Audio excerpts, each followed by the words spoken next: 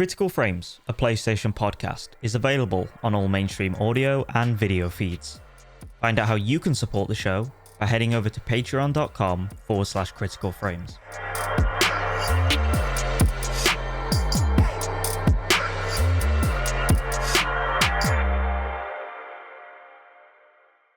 Hello, everyone, and welcome back to another episode of Critical Frames, a PlayStation podcast. And it's a very exciting one today because we're coming off the freshest, newest Sony State of Play. And for once, it wasn't absolute... Okay, well, I was going to be a little extra there and say absolute dog shit, but they're not usually absolute dog shit. They're just boring as can be with nothing exciting to talk about. But that didn't happen this time. It started pretty good. It ended pretty good.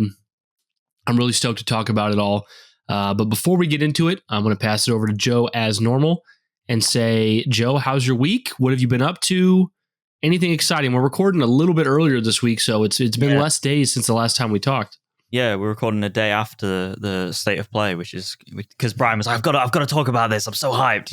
You was bouncing off the walls. You know, you should have seen. I was hyped. Yeah. But yeah, my week's been all right. I've not played as much Astrobot as I wanted to. There's a bit of a running theme here just because, I don't know, I guess life. It's not Astrobot. I think you played a lot more games before we did Critical Frames. That's the truth. Yeah, maybe. I think it's just the coincide of all this running and shit that's fucking me up. But yeah, I've not played many games, but I went down to yesterday, or was it yesterday? Yeah, yesterday, Tuesday. I had a really long day. I got up at like 6:30, and then went down to London on the train with my boss because we had like a meeting for work with like some people that have some cool services for us in the lineup. So that was fun.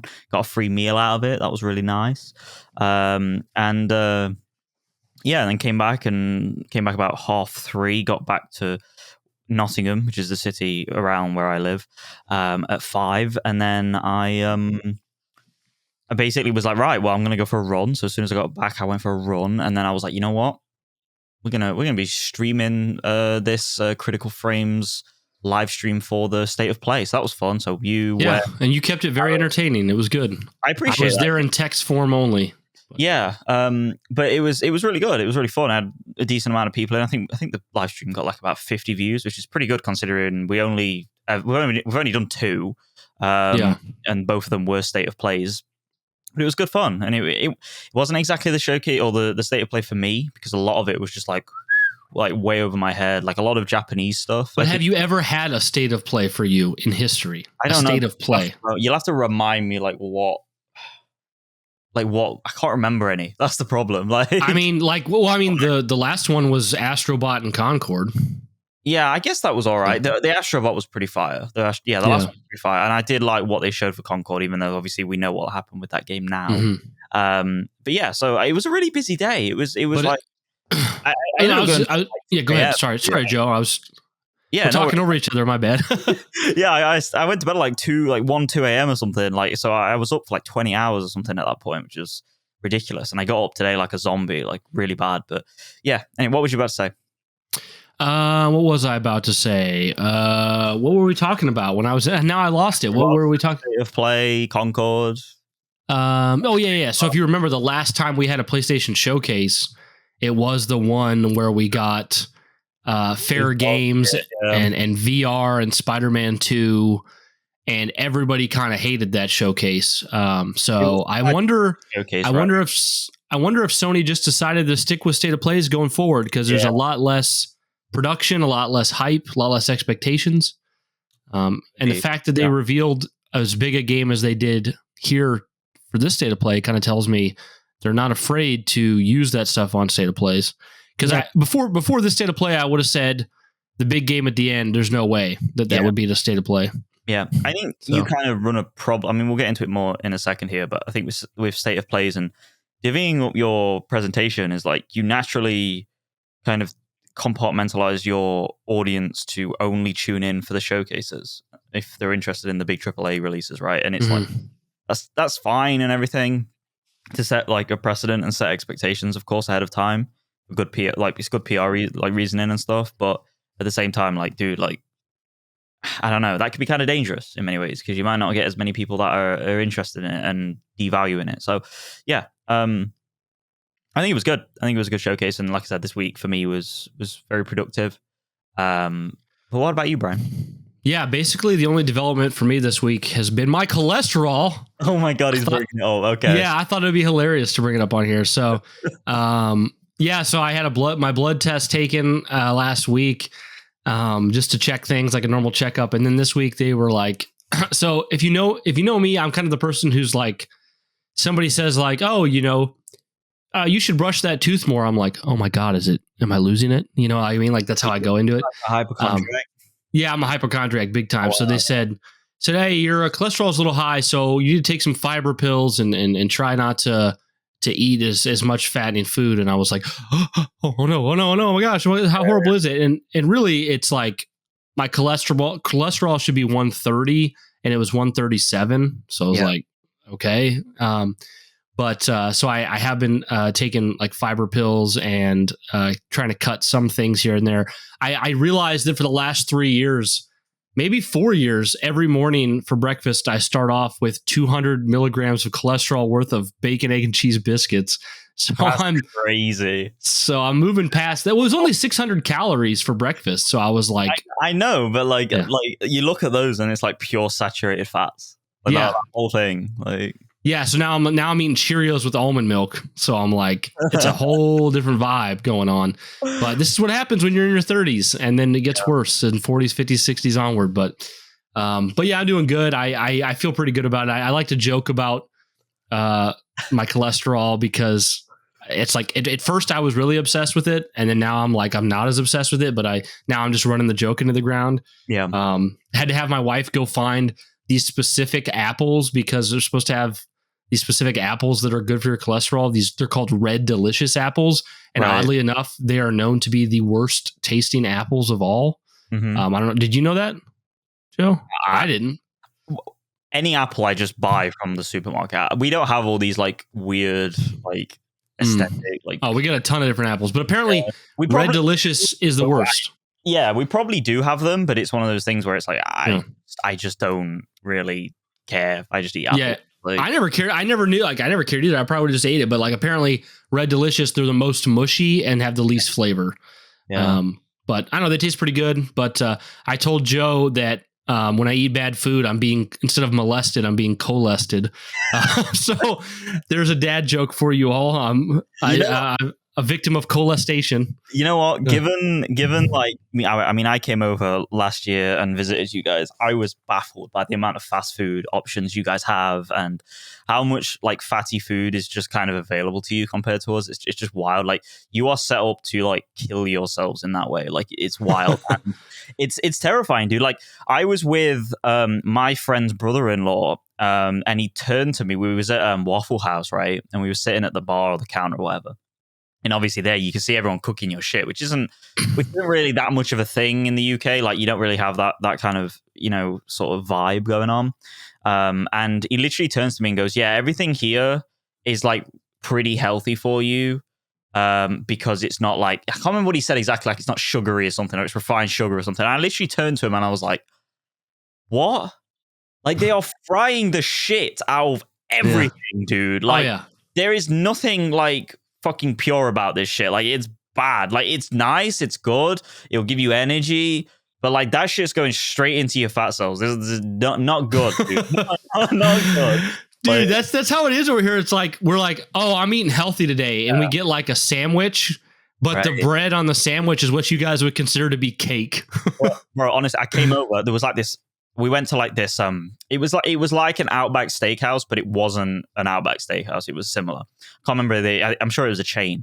Really nice food and stuff, but the bread was like black, and I ate it. Like this was like an hour after I got off the plane, and it was like so sugary. I was like, what the actual fuck is that? Like it's wild. I mean, I loved your guys' food. Like I'm not saying I don't like the taste. I think you guys do food really well, like from a tasting and texture and all that side of things. But I really do think you guys like try and kill yourselves, like accidentally. It's wild. Like Joe's like, I went over there with no gut. I came back in 1 week with a full gut. It's wild because I did feel like shit when I went over. Like after a bit, like it really sat heavy on me, and I wasn't like running. I wasn't doing much walking there because it was really hot, right? Like North Carolina is pretty hot state in the summer, and it was baking, so you just didn't want to leave the house. So you just there like, oh. So Yeah, I think there's more times than we care to admit that we're probably just sitting around in our fat, just feeling like lard garbage. Me and Darren have been talking about like British weather and stuff, and raining and overcast, and how it's like cold and stuff all the time. Like right now, it's pissing it down with rain. But in many ways, like I'd rather have that than what a lot of your like southern or like middle sort of, I don't know, like along the middle of the US has when it comes to the temperature, like gradient. I don't know, like close to the equator. It's like, it's one of those things where I'd rather have the UK temperature and the rain for the sake of I can just go outside and I don't feel like I'm hit by like serious fucking heat, and not be able to like run in it or walk or do anything to burn. Because literally, here's the thing, I don't want to go on this too long, but I went swimming like later on in the week. As soon as I went swimming and I did like laps and I kind of like, like burnt a lot off and used my energy, like all that sluggish feeling disappeared and it was wild. So yeah, gotta move. You gotta move. Yeah. Joe, let's go out of order this time. I think it'd be kind of fun. Let's do what we've been playing, then the question, and then we'll save the state of play for last, because all we have to talk about today is the state of play, and we usually give ourselves roughly 2 hours, so we can kind of leave that for the end, and then we can know how much time we have to kind of go off on things. So, Joe, what have you been playing? Let's get your 10-second segment out of the way. How long can I stretch the word nothing for 10 seconds? I saw you play Astrobot with my own eyes. No. Astrobot. I played a little bit of it before the state of play to kind of chill out and talk to people and gauge expectations and stuff. And that was fun. But mainly, I've not really been playing much because actually, I think one of the reasons why I've not been playing much, in all honesty, is because I've sent my that capture card I showed on the last episode? Yeah, you don't like it, right? I don't like it. It has this weird thing where, like, when the audio pass-through comes, like, the more I play, the more the audio becomes delayed, and I just hate that. It's one of my biggest quirks, like that, or just pet peeves, not even a quirk. So I've sent that back. I'm sending it back right now. I'm in the process of that. It has to go all the way back to Indianapolis in America. Yikes! Fucking hell. It's not like a name brand, is it? Well, it's EVGA, which is a graphics card company, which are actually really good. But I don't know. I just tried it out and it's just not good. So yeah, so like I've been fucking with that for like a week, just playing with settings and stuff, and that kind of takes up a bit of your time, every evening. So yeah, I've really not been playing much to my dismay, because I really want to get through Astrobot, but I also don't want to rush it because I want to get Dead Rising, DRDR, which I'm really excited to play, but I'm also excited to play Cyberpunk again. I kind of want to replay that game with all the DLC and the... At the rate you're going, you won't play Cyberpunk till 2025. Yeah. I need to... this weekend, Astrobot, clean it up, get the platinum, get it done. That's the plan. Hold me to it, Brian. You know what sucks is, like, I am so close to a platinum in Astrobot that it would only take me less than an hour probably. I'm not going to do it. Because I don't care. I hate you. I hate you. Yeah, I hate you. I don't want to spend that time on something I don't care about. So just like leave it. But what have you been playing? That's more interesting. Yeah. So actually, my wife was kind of picking up some of the bots I missed in Astrobot, and she got all the bots, so it unlocked an extra challenge mission. And she doesn't really like the challenge missions. The challenge missions are basically like go through this long, arduous level with you can't get hit a single time. But I love those. So I was actually pretty proud of myself. I guess some people, like David Jaffe on Sacred Symbols, said that he gave up because he couldn't beat it. And I'm pretty sure I beat that final like challenge mission in like less than 1 hour. I mean, maybe less than 30 minutes. I don't know. It was tough, but it's like, I died 20 times. I mean, it just respawned and I eventually beat it. So I did that, and it looked like you have a question about that, Joe. Yeah, like I was just gonna say, like I was sucking ass yesterday while I was playing Astrobot on the live stream. Like I was playing it and I couldn't like get the timings down on the enemies and the punching and the certain platforms and stuff. And I don't know whether it's because I was probably distracted and not used to streaming for so long now, and it was like my attention was split. But I gotta say, like Astrobot, when it gets down to it, can be a pretty challenging platformer. It's weird because on the outset, it's pretty easy, but I think once you get into it, it can get pretty dicey. See, I don't know. I'm not trying to sound like a big dick Joe over here, but I don't know. I think the whole game is just really easy. I mean, even the challenge missions are like, yeah, I died 20 times, but then I beat it. I mean, I don't know. It's like, yeah. So yeah, I don't know. I feel like a lot of platformers I grew up with were way harder.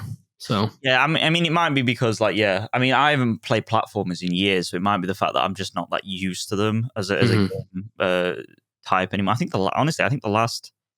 I'm trying to think the last platformer I played, but I feel like it was Mario Odyssey or some shit, like something like that. That's like 7 years ago.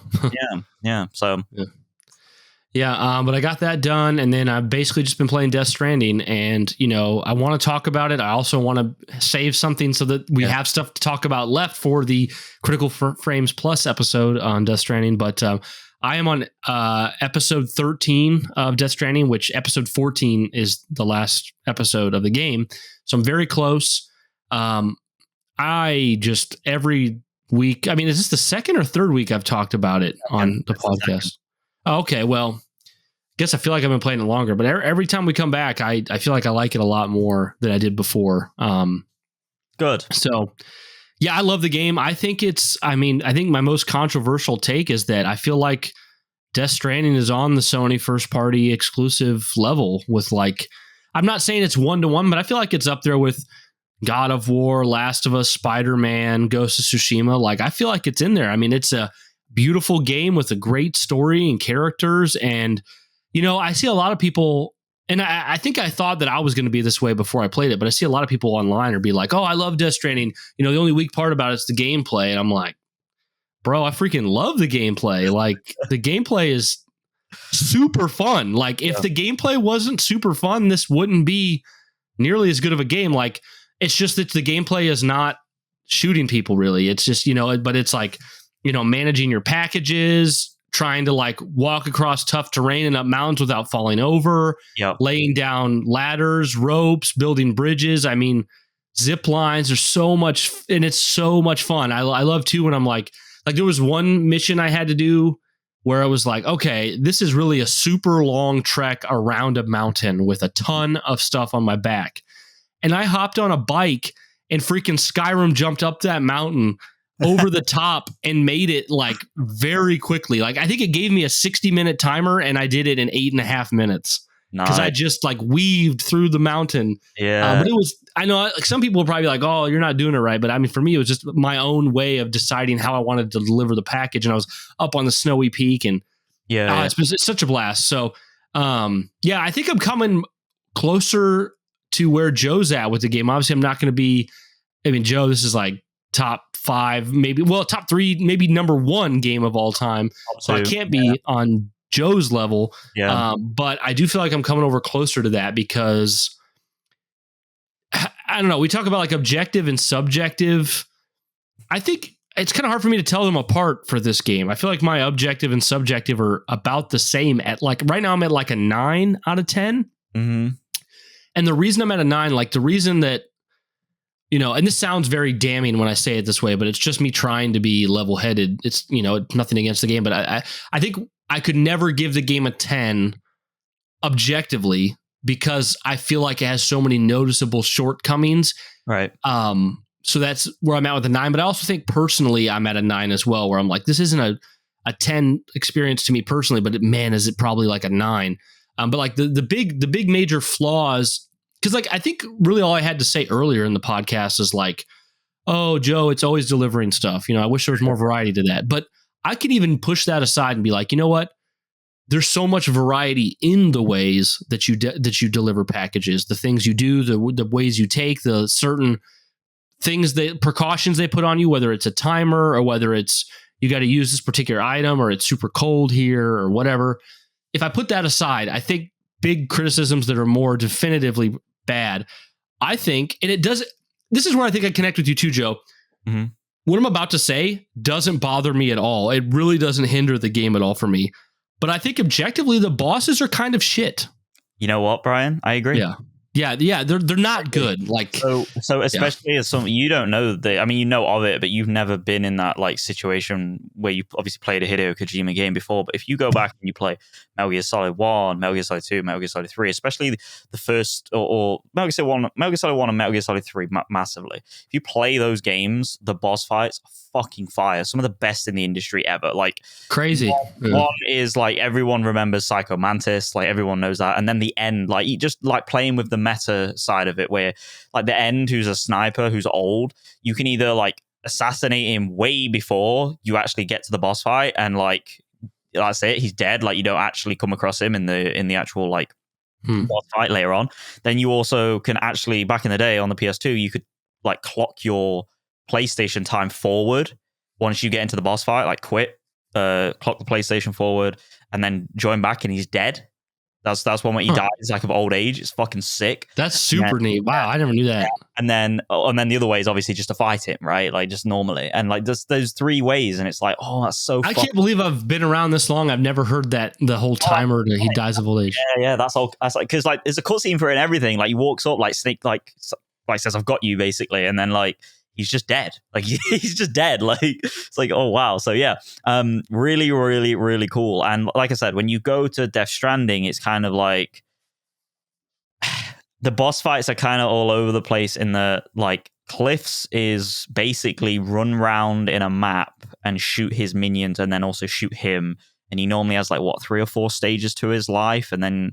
Like, and he's done. Like it looks beautiful. Like the set looks cool. The level design is gorgeous. I thought the boss design was so, maybe instead of saying bad, I'll say so plain or so underwhelming that I actually wasn't sure I was doing it right. And then the 4th time I shot Cliff, it was over. I was the same way when I first played it. I said, am I just meant to be shooting this guy over and over again? And I was like, yeah, that's literally it. And I was like, oh, that's not that great, Kojima. Yeah. Like, and if you're not doing that, you're more often just shooting a giant tar monster. Yes. And all it boils down to is just get the health bar down. And they don't even attack you that, like, they're not even that hard to like dodge or avoid. No. So yeah, you have to like catch yourself out in many ways, which is weird, right? Because I feel like a lot of, I was listening to or watching a story analysis a little bit of Death Stranding. I think his name's, is it Gingy on YouTube? I can't remember exactly, but it's like a 2-hour long video or something. And he really loves the game and stuff. And he has very similar points to me. And I agree with everything that he critiques. And he basically says that the boss fights are just a means to an end in many ways. You know, it's something that obviously archetypal in video games. And it's something we come to expect, and it's something to break up the pacing within the gameplay loop. And he is right. Like Death Stranding doesn't necessarily need, from a gameplay standpoint, it doesn't need the boss fight, but at the same time, to serve the cutscenes and the narrative, I feel like it needed it to kind of put a climax on various points, various chapters, various like episodes in the game. Yeah. You can almost imagine though how he could have done boss fights that made more sense with the theme of the game. Like, what if it was like, here's this incredible challenge of traversal, and you and Higgs are both trying to get across it at the same time, and you got to beat Higgs. Yeah, you know, like maybe you're both carrying a corpse and you're trying to get to an altar. Yeah. And it's like, you know, that would have been like such a boss fight that like fit that. Though I will say, and I won't spoil it, I mean, everyone who's played it and you'll immediately, but like, I got a cheesy grin on my face in the like Mortal Kombat Street Fighter type boss fight moment. Yeah. Where it's like Kojima's just like channeling fighters. Yeah. That was super cool. Yeah. But yeah, that's the thing. It's like, that's kind of why I preface it is like, these boss fights being shit doesn't bother me at all. I like the thematics of it. I like the storytelling, and it's fun just to, you know, whatever, shoot the thing. But like objectively from, you know, playing lots of games with great bosses, I mean, it's very poor. So like that's a negative. You know, you've already talked about like some of the collision and stuff with like riding a bike in this, like riding your motorbike in this game. I still love it, and it's a lot of fun, but like it is pretty bad for this high caliber of a game. How a lot of times riding your motorbike is just like, oh, hit a rock, back up, oh, hit the rock again, back up, oh, hit the slight tiny corner of the rock, hit, and like it seems like it wasn't fully designed. And there's other little things like that feel just a bit jank in the game. I mean, and then there's also like, you know, other criticisms would be like an overabundance of like repetitive cutscenes, like, you know, getting in the shower, you know, going down the lift. Of course, you can skip them, but it just starts to feel like, especially with like cutscenes proper, can often be 10, 15, 20, 30 minutes or more. Yeah. So, I mean, I think there's a lot of like angles of this could have been better, or this was really egregious. But I think like for someone who loves the game, even me, if I'm giving it a 9 out of 10 subjectively, I think for someone who loves the game, it's kind of like, who cares about any of that? Like even me, I'm like, I don't care about the boss battles. I don't care that my bike gets stuck on stuff. I don't really care about that. But there are noticeable shortcomings that could easily be improved upon. But other than that, dude, like it feels so good to be able to say that. And I'm not trying to take credit for anything. Yeah. I am a baby. I'm a brand new baby Kojima fan, and it feels awesome. Like I wasn't, it's not like I was always a Kojima fan. It's not like I professed it. You know, this is my first Kojima game. This podcast has an artwork based off of a Kojima game that I've never played. But it's just cool to say like, I'm a Kojima fan now. Cause there's a very real chance that I played this and a Metal Gear and was like, this isn't my style. This isn't my taste. Kojima's great, but I'm not a fan of it. It's not my kind of game. Yeah. But I can honestly say like, whoa, like I really like now it's kind of like the weird thing is my expectations kind of be backward where like I'm going to expect more Death Stranding out of my Metal Gear adventures. And hopefully they're just like, because I think you would agree, Joe, right? Like culturally, most people are going to say, well, Bryan, Metal Gear is way better, so it's only up from here. Yes. But will I feel that way? I don't know, because I love Death Stranding. So it's like, hopefully that's how it is. Hopefully I play Metal Gear Solid 3, the remake, and I'm just like, oh my gosh, this is like Death Stranding, but with more fun gameplay. Yeah. I don't know, but right now it kind of feels like Death Stranding is amazing, and it's such a special, unique game. There's truly no game in existence like Death Stranding. Yeah. And it's not because the story's batshit. It's because the design and the gameplay and the flow of the gameplay is all different as well. Yeah. It's I adore the game. And Bryan was saying to me like last episode, I had to put a cap on you at the end there because obviously we had to get out of there at the 2-hour mark and you can talk about Death Stranding for 4 hours or whatever. And I was like, yeah, you're right in doing so. But yeah. I guess to keep it somewhat succinct based on what Bryan's been saying is the way I view Death Stranding is like twofold. Like Death Stranding is Kojima completely distilled to the most raw form that he has ever been, in my opinion, period. And all you need to do to understand what I mean by that is you need to go and watch the Disney Plus /Star, that's that network Star documentary called Hideo Kojima Connecting Worlds. It's not exactly the most like profound documentary when it comes to people that already know him, such as myself. I wasn't exactly mind blown watching it for the first time, and I've now watched it twice. But I rewatched it because Bryan's been going through Death Stranding, and I thought, I want a little bit more of Kojima again. Let me just sink my teeth back into his world, and like sort of refresh what I feel about him and stuff. And that sort of documentary really shows that he is both like the most incredible visionary, but also because I think he's like that because he allows all of the influences from outside media and entertainment to really flow into it. The thing with games is there's rarely a creator or a studio that kind of like pulls in outside entertainment influences like Kojima does in the ways that he does. Like it's wild, and there's a scene in it where he literally like has a meeting with his entire team in this presentational room, and he literally goes like, "Who here's a fan of Van Gogh's work?" And everyone like no hands go up, and that just shows like kind of the disconnect between outside entertainment and the games industry now. And I'm not saying that we should always pull from outside entertainment, because I am a fan of this being its own medium for its own sake and its own purification standpoint. But at the same time, I think Death Stranding in and of itself is so mind-blowing in that when you play it, you are getting the most distilled and raw version of Kojima that even, again, it's in that documentary, when he was told to make, under Konami, Metal Gear, an action game at the time, he didn't want to make it in that way because his dad was in the war, and they served and stuff like that, his grandparents most likely, and he didn't want to glorify that entire process, that concept.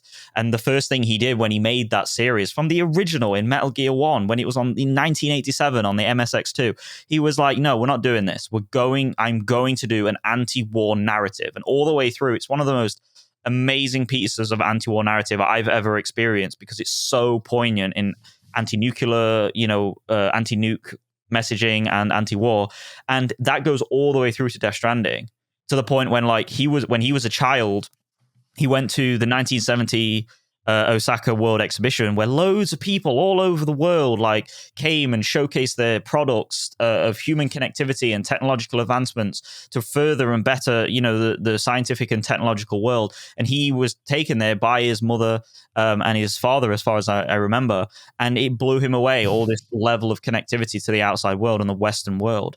And that, when you play Death Stranding, when you see the game, when you like look at all the themes that are being put forth to you, you start to realize and you start to put the pieces together, like, yeah, that's because of what happened when he was a child. That's his upbringing. That's his mother in him that pushed him to, that was more progressive than his father, and was like, you know what, you should do this game stuff. The movie industry is not popping right now in Japan. You should do this game stuff. Go for it. This is your dream. Yeah. And when you play this game, there's so much of that in there from Kojima, and I love it. I genuinely think it's a beautiful experience. And even if I love Death Stranding 2, which I most likely will, knowing me, I've never really disliked a Kojima game ever, period. I will always look at Death Stranding 1 as a game that is like pure, like you can tell, I'll end it on this, you can tell who Kojima is just by playing Death Stranding. And I don't think there's any other AAA game like it that does that the way Death Stranding does. I really don't.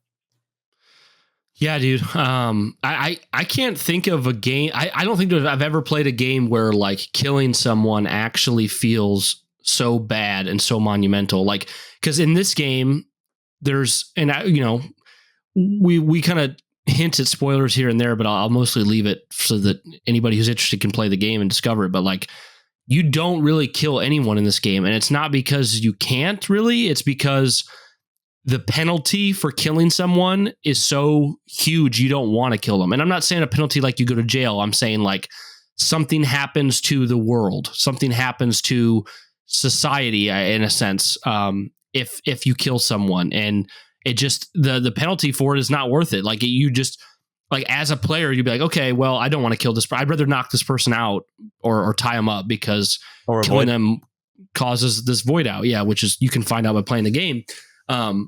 So like that was impressive to me, especially since, I've been on this Yoko Taro, spree this year with Nier and stuff, and all that, because really that's part of Yoko Taro's whole thing with his games, as well as is making you feel like you shouldn't kill, or like the penalty for killing, or like against violence, to the point where his first game, Drakengard,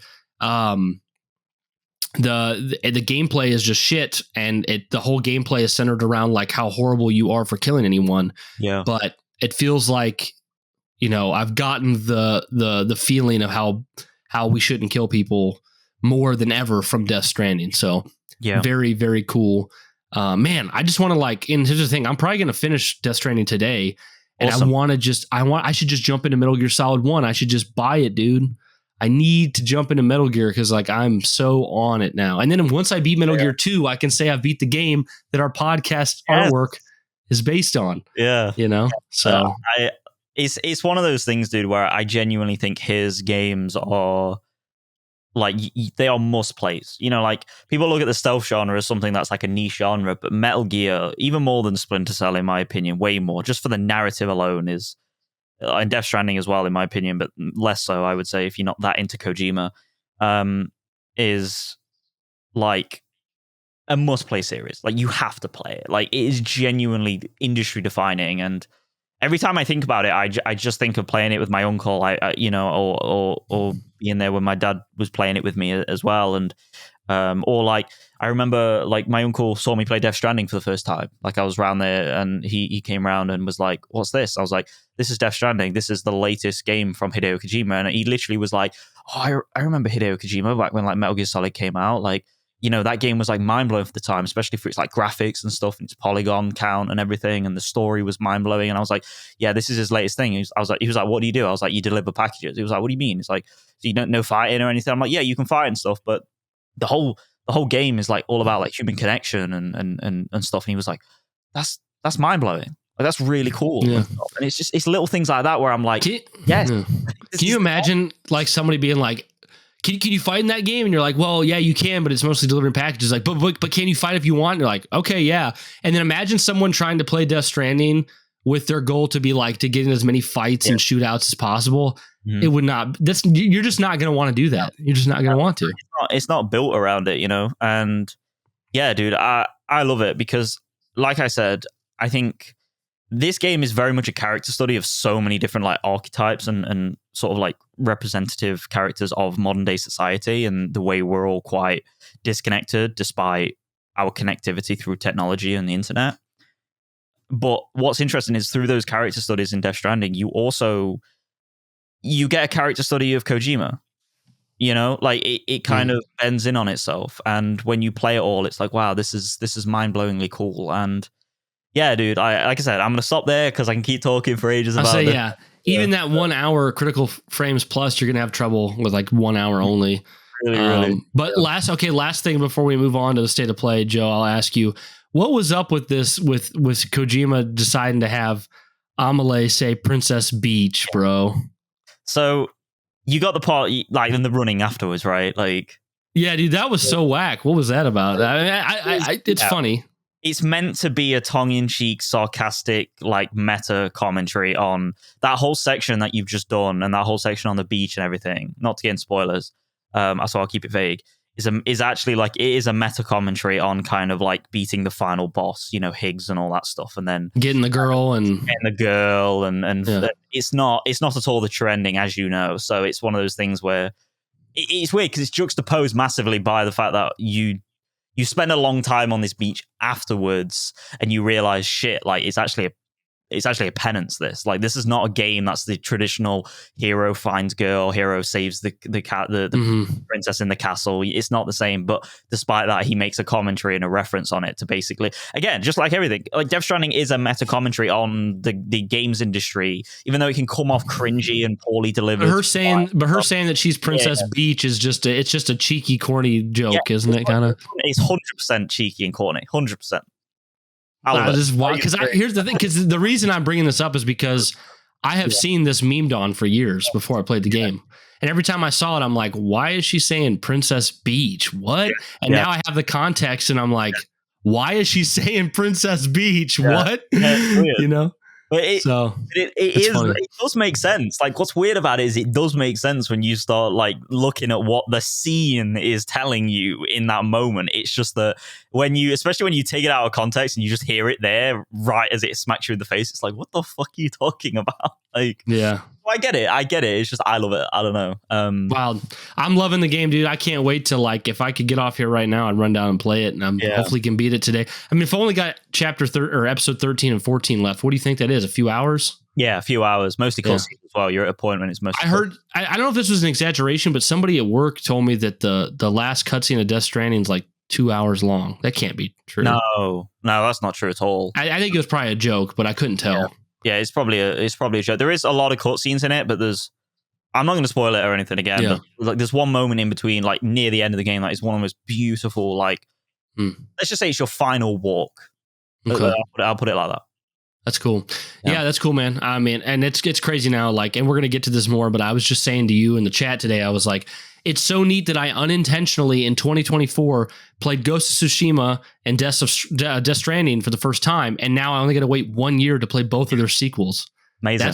That's dope. Yeah. But let's get into it then, Joe. We'll start with the least interesting news and work our way up.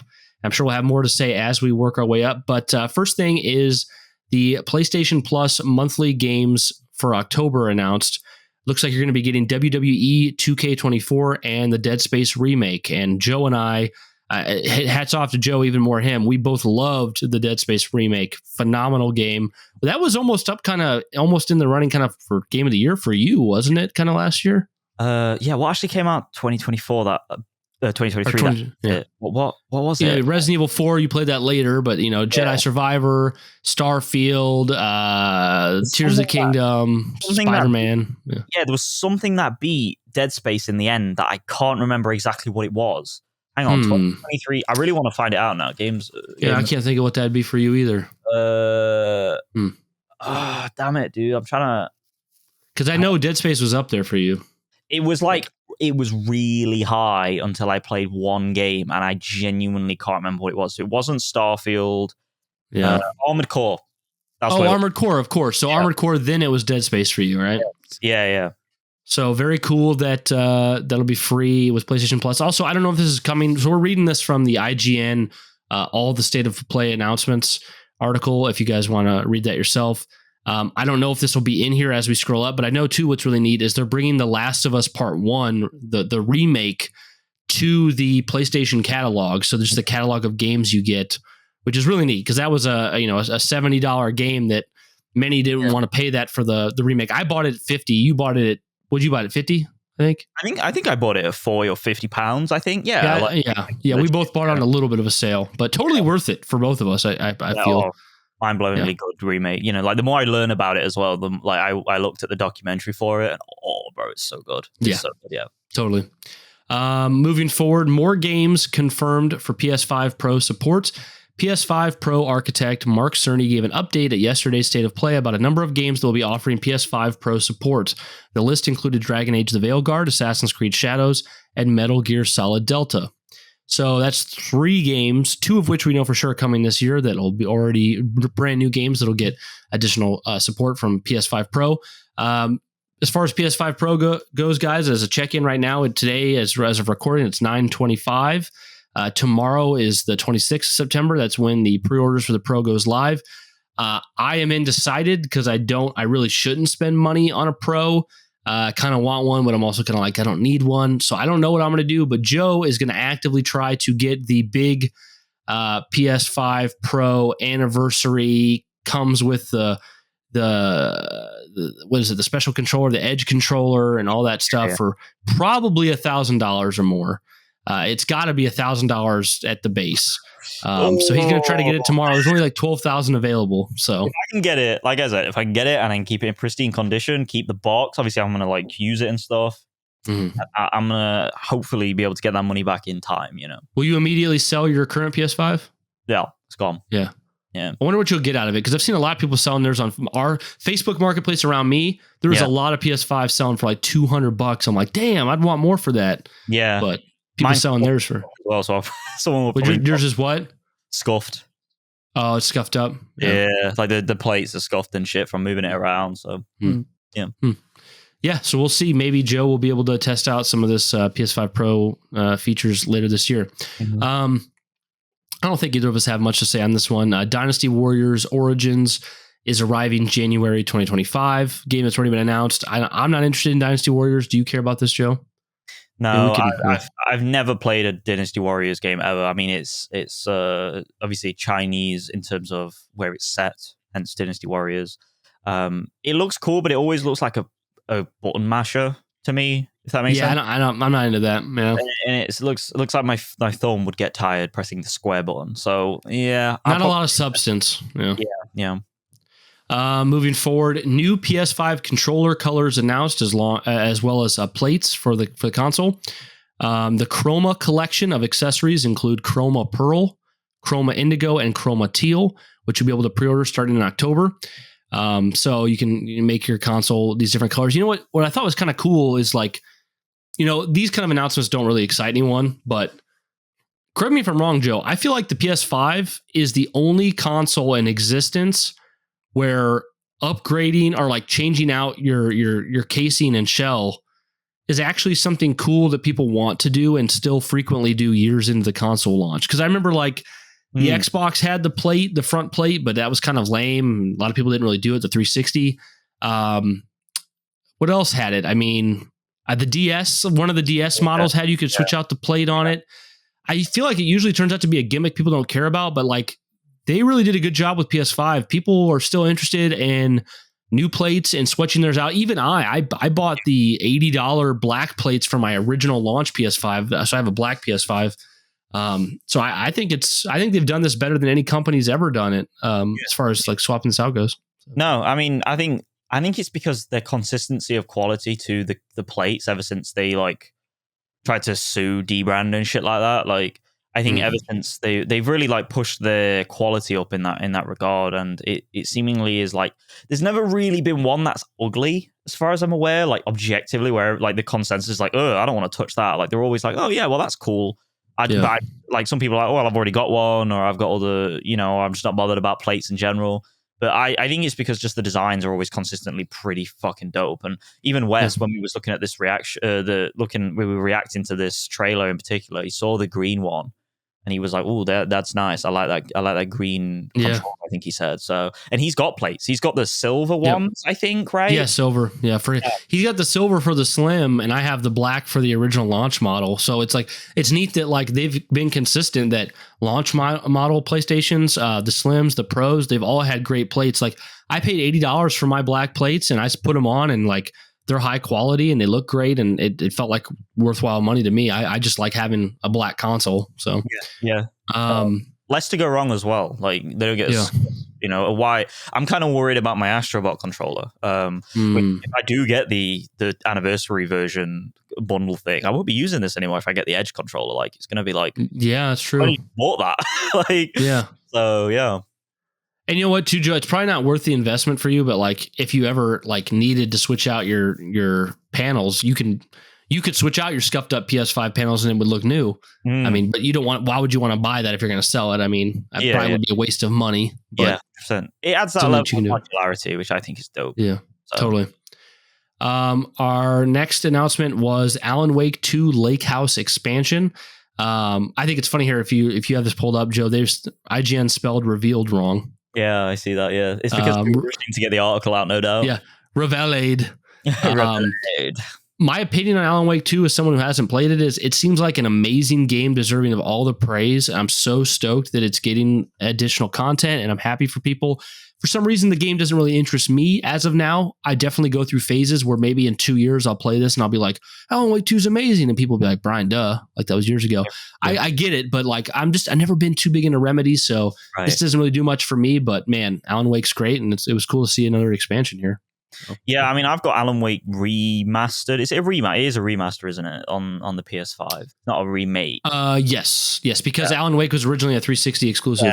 Yeah, and I downloaded it and everything to play it. I think I bought it, or it was on one of the monthly. I think it might have been on one of the monthly games on the Essential tier or whatever. And I was like, I really want to like revisit Alan Wake because it's always been my favorite. Even though I love Control, and I think Control is probably, I would say, a better objectively a better video game than Alan Wake 1 in terms of its gameplay at the very least. Oh, it has to be. Alan Wake 1 was a little rough. Yeah. I've always just loved Alan Wake 1 with its like really, really dark vibe, and like the fact that Alan Wake is a shit writer and stuff. It's got like that meta level of it. Like you're playing an absolutely trash tier, person instead of someone who's goated with the source in his own little world, which is nice. Because a lot of protagonists are always like, "Oh yeah, I'm the best thing ever," It's like, but nah, not this one. So yeah, I think that's dope.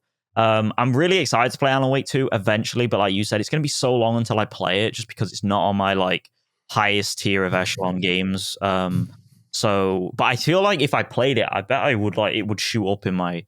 From what I've heard, it's like a top 50 contender. You know what I'm saying? Like so. Yep. Yeah, but this looks totally.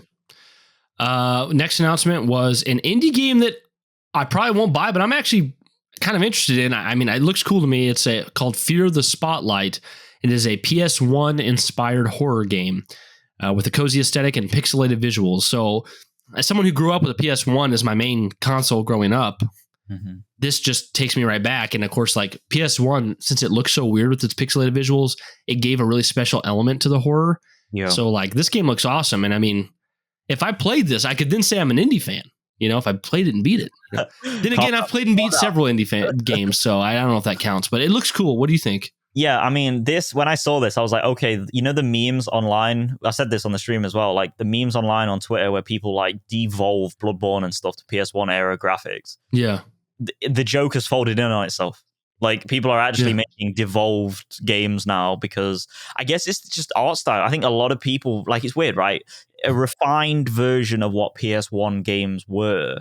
Yeah. It's an art style in and of itself. It is, yeah. It's like an accidental art style. Yeah, and I think it's cool. I was watching a YouTube video just on this kind of shit, like today at work. So yeah, this looks really cool. I love the film grain aesthetic to it as well. I just think it's dope, and it's interesting that it comes from Blumhouse, which do those movies.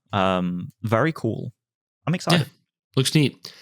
Next game, I don't have the least bit of interest in. I can't imagine you do either, Joe.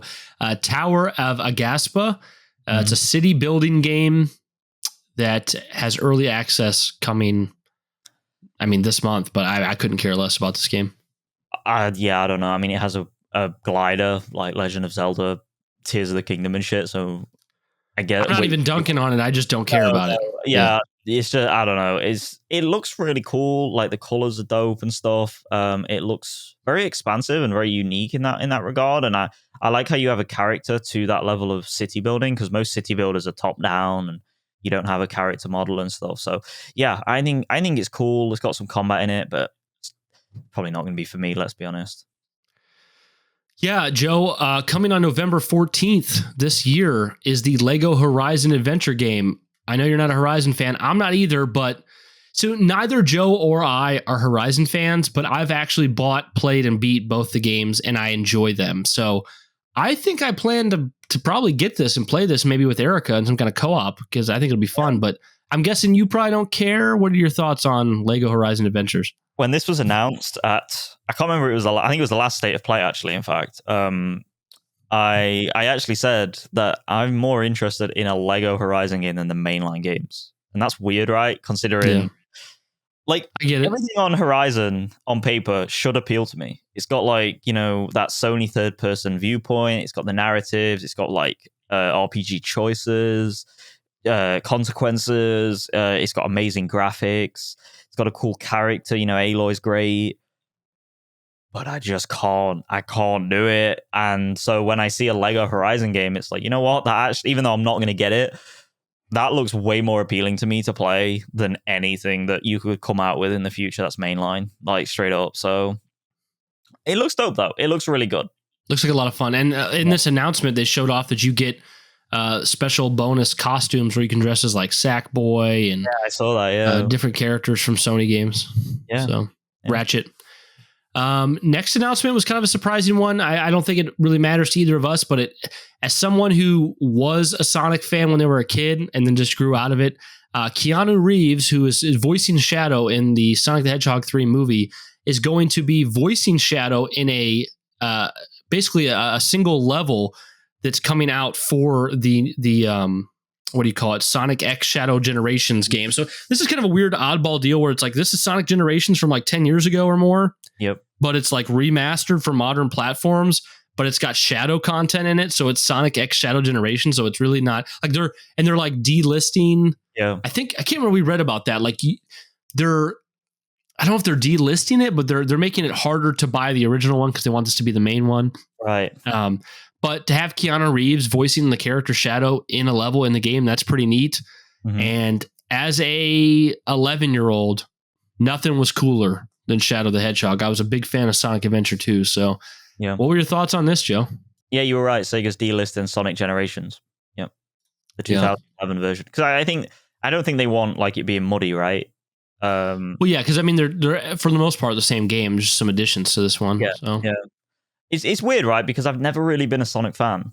I've always I missed the generation when it was peak, like you know, in that 2D era. Yeah, I enjoyed Sonic Mania. I think that was a pretty good one. I played like a couple of hours. That was the one made by fans like a decade ago or something. Yeah, that was fun, and that got put on not store shelves, but storefronts on digital. And yeah, I think it was good, but I've never really everything I see about Sonic, it's like it has the most bland art style. It's always like weirdly like combined with modern day like realistic graphics. Yeah, I don't think Sonic's really ever been that good. I mean, honestly, like I say this as someone who was a fan when they were a kid. Like Sonic the Hedgehog, like 1 and 2 / like 3 on the Genesis era when it was going against Nintendo, had some real stuff like there to like compete with. But I mean, once Sonic transferred into 3D and the industry moved on, it's just kind of a relic of itself. The thing is, though, Sonic's a lovable character, and the fandom's still huge, so it sells. Yeah.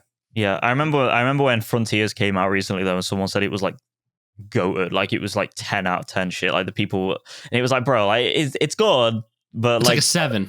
Like, calm down. Calm down. Like it's goated for what you'd expect from a Sonic game, which is not saying much because it's like a 7. Yeah. But yeah, I hope this is good for people. Shadow is always an interesting character to me because he's definitely very 2000s in that regard. He's very edgy. He's just Sonic Vegeta. He's Vegeta from Dragon Ball Z. But he's so powerful as well, right? Like, he's really powerful compared to Sonic and Knuckles and shit. Yeah, I mean, he's supposed to be like an equivalent to Sonic, I guess, more powerful, but I mean, because like when he was introduced in Sonic Adventure 2 as like the ultimate life form, it was someone a being created to go against Sonic. Right, he's a test tube baby. Yeah, pretty much. But yeah, pretty cool. So now we have Keanu Reeves in both Cyberpunk and Sonic. Who would have thought those were the two? He needs a game. Also, and we have Idris Elba in Sonic and Cyberpunk. Oh, wow, yeah. They just keep. Next up, they'll have a whole standalone game where they're just like a tag team. That'd be cool. Bad cop. I'd love that. Yeah, sounds awesome. Yeah. Next game I have nothing to say on. Fantasia Neo Dimension is coming out on December 5th. It's an RPG tactical game from creators of Final Fantasy. I know I like the weeaboo shit, but not interested. What about you, Joe? Don't lie, Bryan. You're day one on this. No, I'm not feeling it. Yeah, no, this as Darren would say, this is some weeaboo trash. I don't know. About trash. Weeaboo trash. Like, yeah, it's not for me. I mean, why does the character, like, from top down, it looked like one of the characters looked like the Nier character. It's kind of weird. Like, I don't know. Very similar. I don't know. But yeah, it looks all right, but just I have nothing to say. I have no idea. A lull in the state of play for us. Joe, what are your thoughts on this one? Hitman 3 VR Reloaded is arriving in December. Another PSVR 2 game coming down the pipeline, which is arriving in December. This will offer full dual wield and support various hand gestures. So I know like the Hitman nowadays is like beloved, like it's been treated so well lately. Yeah. And here we're getting Reloaded coming to VR. And I think it was kind of shocking to still see Sony still, they're supporting VR more than I ever expected they would at this point. I thought they were done, but here it is with a couple more things. So I know you don't have a PSVR 2 and you're not going to buy one for Hitman 3, but if you had a PSVR 2 in your house, would you be interested in this or not really? Yeah. The games of VR is all like gaming and VR has always interested me in some way, shape, or form. And the only reason why I don't really go into VR is because I just don't really have the room for it, and I just can't be bothered to buy an updated headset to match games. And I also don't necessarily want to buy like a proprietary sub-platform like a PSVR 2 that's not really supported anymore. Like, this is the thing, like we keep seeing games coming out for it, but I would argue that this is just like the tail end of like after it is. VRs. Yeah, you're right. The VR, right. The VR console has been canned basically, and it's just like, okay, let's just get them out and get the sales in. But this, I mean, here's the thing: if anyone loves any form of social stealth games or stealth games in general, or just games where you have so much agency and it doesn't hold you by the hand, play these 3 Hitman games. Get World of Assassination and enjoy it, because it is genuinely like one of the best games for just like sandbox playground murdering things, and it has a pretty cool story as well about Agent 47 and stuff like that. And yeah, it's really dope. The level design's amazing, and you can do all this in VR now. I think it's dope. I think it's a great series. I think it looks good for people that are on the VR stuff. I wonder if I guess it's probably maybe coming to PC eventually. Maybe, yeah, Meta Quest 3, right? Like, so it'll be on PC as well for those people. So yeah. This next one got me pretty excited, though. It was leaked so long in advance it wasn't a surprise, but Legacy of Kain Soul Reaver 1 and 2 Remastered is coming in December to PlayStation 5 and PlayStation 4. Growing up, I was around people who played these games. I remember watching someone play Soul Reaver at a church event. We had like a church gaming night where we all brought our game systems, and I always thought this looked like the most badass game ever. As a kid, I was like, if I could just get that game, it'd probably be one of my favorite games ever, but I never managed to get it or able to play it, and it's never really been that accessible. But here, coming to the PlayStation 5 Remastered, day one for me, and this isn't one of those deals where I'm going to buy it. It's going to sit in my library. I'm not going to really play it for who knows how long. I'm going to buy it, and then I'm going to start it up, and I'm going to beat the first one. I'm going to do it. Like, I'm going to play this. So yeah.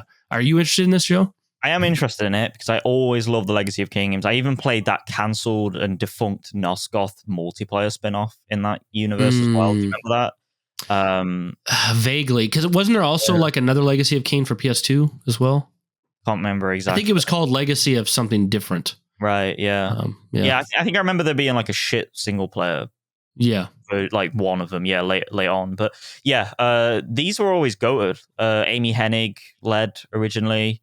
And it was always like like the story was always cool. The cutscenes were always amazing. The voice acting was like top notch at the time. Character design. Yeah, character design was fucking dope as shit. Like it felt badass, you know, it had unique kind of vampire style designs and everything, and truly like great action platform and stuff. And I think for the fact that it's like a bundle 1 and 2 remaster, which are the goats of that series, absolutely badass. Can't wait to pick it up. I probably won't pick it up day one, just because knowing me, I'll not get to it, and it will just like do what you just said, like sit in my library for ages. But yeah, so cool. I'm glad this is finally coming to modern platforms, so people can. Maybe there's like something in the, not necessarily something that works, but maybe they're gauging fan interest potentially, like for a new one. Maybe, who knows? Maybe, but I think it's more one of those deals probably where they're like, well, this isn't going to sell big enough to make us want to make another one, but if it does, cool, you know? Yeah, 100%. But I wonder what do you think this will cost? I was thinking $29.99, $30. What do you think? I mean, they could go 40 with this because it's 2 games. I think they could go 40.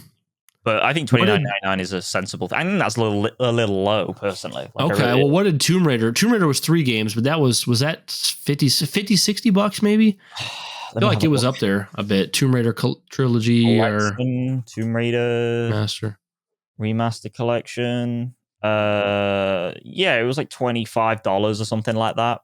Oh, okay. Well, if that's 3 games and it's Tomb Raider, I would think Legacy of Kain wouldn't be more than 30 because Tomb Raider's a lot more popular. Yeah, potentially. Yeah. Yes, we'll see. I don't know. I mean, I'd pay 40 for it, but I wouldn't feel like I'm getting a deal unless I pay 30. Like 30 seems like the sweet spot. So on Steam right now, it's £25, which is like $25 or whatever. So yeah. Okay.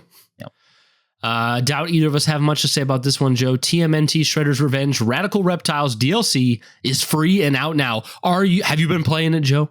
Yeah, I bought it immediately. I bought the game, bought the DLC. I was straight in there. No, but like, here's the thing. I was actually looking at this game ages ago, like as something for me and my buddies to play, but we never got around to it. But apparently this game's goated, dude. Apparently it's like really fucking fire. Oh, there's some good ass TMNT games. I know that. Yeah. So yeah, beat them. There's like Streets of Rage beat 'em up games. That style needs to come back. It's fucking dope. Yeah. Yeah. Next announcement, I don't think appeals to either of us either, but I thought it was really neat. Lunar Remastered Collection announced, which are these RPGs that are updated with widescreen and updated visuals. I think it's cool because it looks like your classic kind of JRPG top-down perspective, but I didn't even know about the existence of Lunar as an IP, so this was neat, but not something I'll pick up. No, I mean the art style looks absolutely gorgeous. I think it was it looks like it inspires like Octopath and stuff like that, or what's that? Sea of Stars and stuff like that. Like it obviously has that era of Chrono Trigger, and Final Fantasy, the pixel games and stuff. And I think that's really dope. I have a buddy, Dan Tinybeard, who absolutely like loves this series.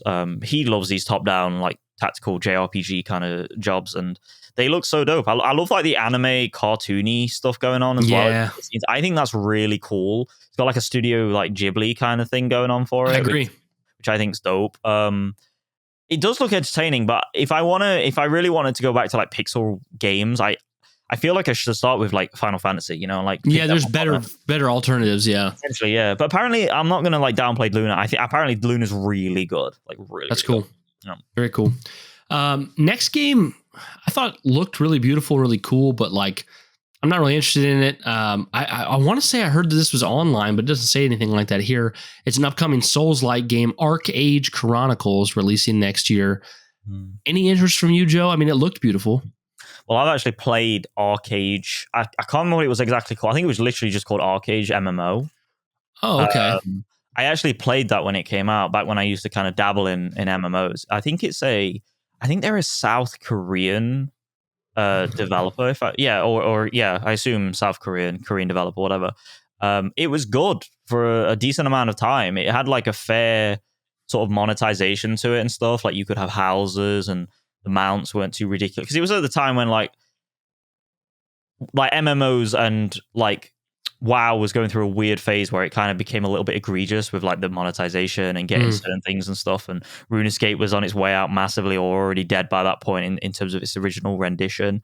And I enjoyed it, but I didn't stick with it.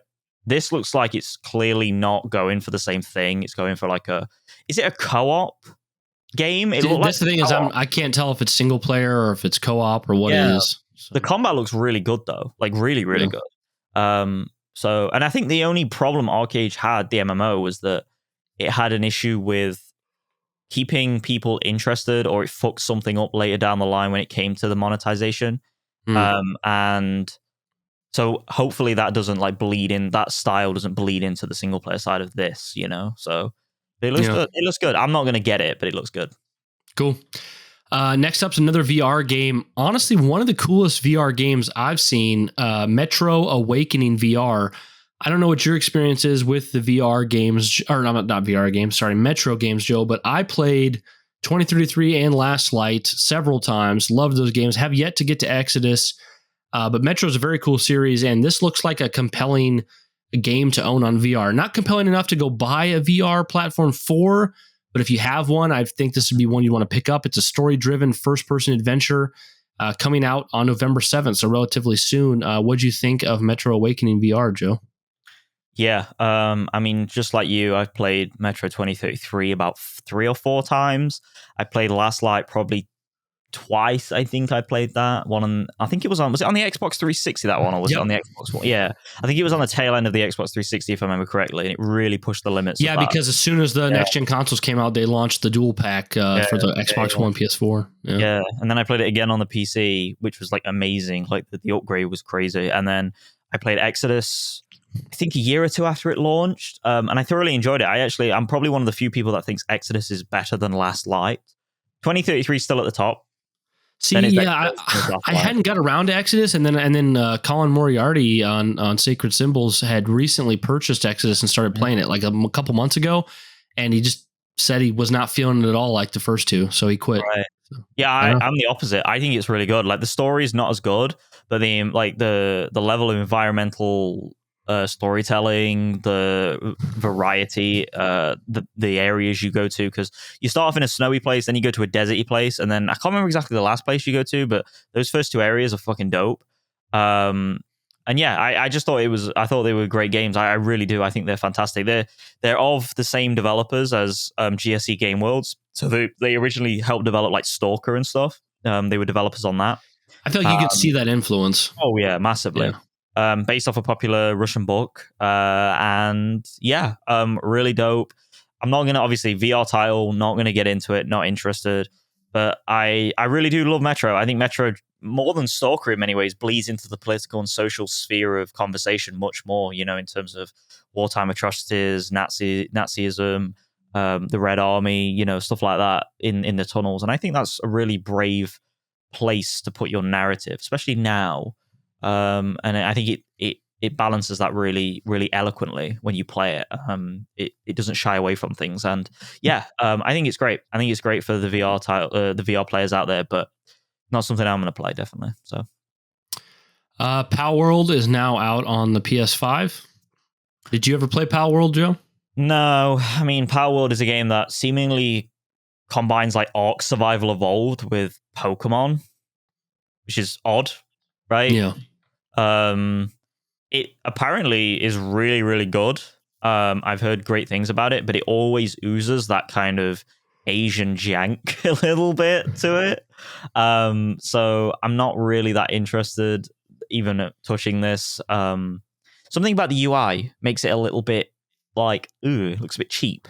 I'm just over Pokemon, so if I'm not gonna play the actual, you know, headliner, I ain't gonna play Pal World. So yeah, even though it's got guns, bro, you can shoot things. No, I'm good. I'm good. Okay. Another game people have been talking about quite a bit was announced. Hell Is Us. The new trailer for Hell Is Us showcased another horror game that looks a bit like a Souls-like game. It includes sword combat, a drone on your shoulder, and does not yet have a release date for PlayStation. What'd you think? This is kind of what is this indie or more AA? Maybe more AA space. It looked really good. Yeah. I don't know if I'm interested in it, but it did look pretty good. I mean, yeah.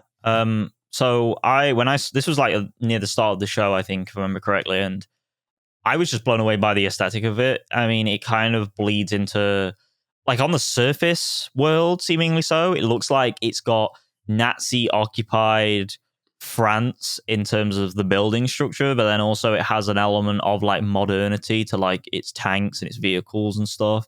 It even, like, showcases, like, mass graves at one point in the trailer, which is crazy. Shows, like, a new faction, but then it also, like, around the 35-second mark, like, cuts to a big castle in the mist overlooking this town, and then starts to get more into the fantasy and eldritch style kind of enemies you're going to be fighting, no doubt in the dungeons. And in all honesty, it's weird that the article, this sucks about, like, sort of our culture now with how sort of FromSoft has inspired so much, is that everything now where you're fighting a monster or a boss, everything's a fucking Souls game. Everything is Souls-like. There's nothing about this to me that screams Souls-like. It's just it's a hack and slash game where there might be bosses, there might be powered up enemies, and that's about it. But it's kind of cool. You've got, like, an edgy guy with a sword, and he, like, fights the dark with the, like, light attacks. He's got a little companion robot thing on his shoulder, kind of like BD1 from Jedi Survivor. And it just looks dope. It looks really incredible. It's by the same publisher that did RoboCop Rogue City. Is it Nacon? I think it's Nacon. Yeah. So they've got some pretty cool games under their belt. I just think this looks dope. And I'm excited. I think the character design's a bit weird though, because it kind of looks like a Rainbow Six Siege operator with his poncho and his hood, which is a little bit weird. But this piqued my interest, dude. I'm kind of excited for it.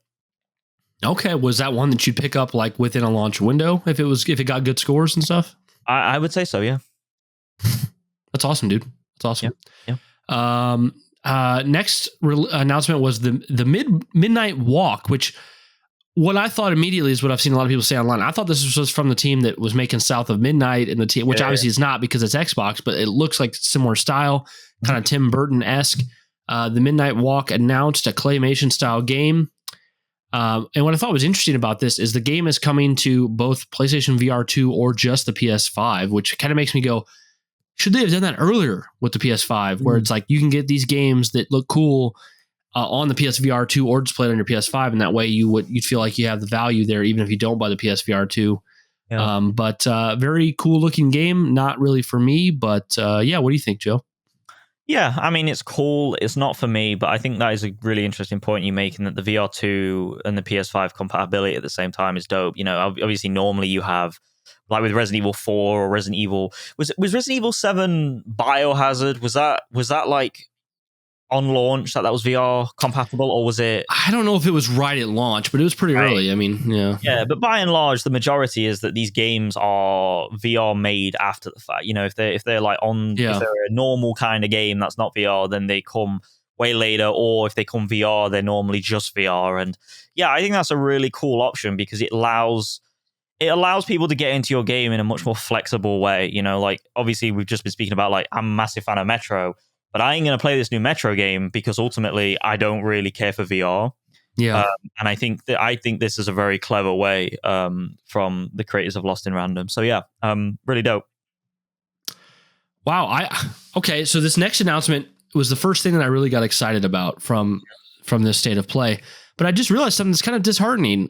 Doesn't release till fall of 2025. Is that a misprint on IGN? I thought this was coming this year. So Astrobot is getting new DLC. Oh, yep, it's a mistype. Yeah, they missed, because at the top the headline says 2024. I was like, holy shit, I don't want to wait a year for this little tiny DLC. But Astrobot is getting brand new free DLC. It comes out this fall, so here in the next couple months. Fortunately, it's going to be 10. It's going to have 10 new bots to rescue and speedrun levels. We saw some Helldivers 2 Astrobots, which is pretty neat since they weren't in the game. This was awesome to me because I was like, you know what? Most of us who were into Astrobot have already finished it, are very close to finishing it. And this is free DLC coming out, more bots to collect, more stuff, what people have been asking for, speedrun. Very exciting. I will definitely download this and dip in as soon as it comes out. What do you think about this, Joe? Are you excited? I mean, you haven't beat the game yet. Are you glad there's already, like, seeing your Helldivers in there? Was that pretty neat for you? Or I think that was dope. I think that was really. I thought like originally, because obviously I've not beat the game yet. I was like, are they just like trailering the game? Like I was like, Yeah, because maybe I haven't seen the. like we just got the game, you know. Yeah, but no, it was like, oh yeah, this is a free DLC. I think it's dope. I think Team Asobi, bro, like honestly, just goats. Cooking the goats right now when it comes to showing how alongside Nintendo, but like what was like the last good Nintendo platformer? Like obviously there is one, but was it Odyssey?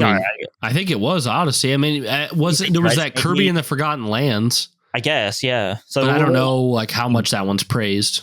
Yeah, we're waiting on another Mario game basically. So it's nice to have this game for the platform fans as an intermediary, and obviously we had that Crash 4 under Activision, which did really well critically, but I don't think it did work very well commercially, right? I think it sold like 5 million copies. It just wasn't good enough for them. Yeah, makes sense. So. I mean, Activision are used to Call of Duty numbers. So, yeah, I think this is dope.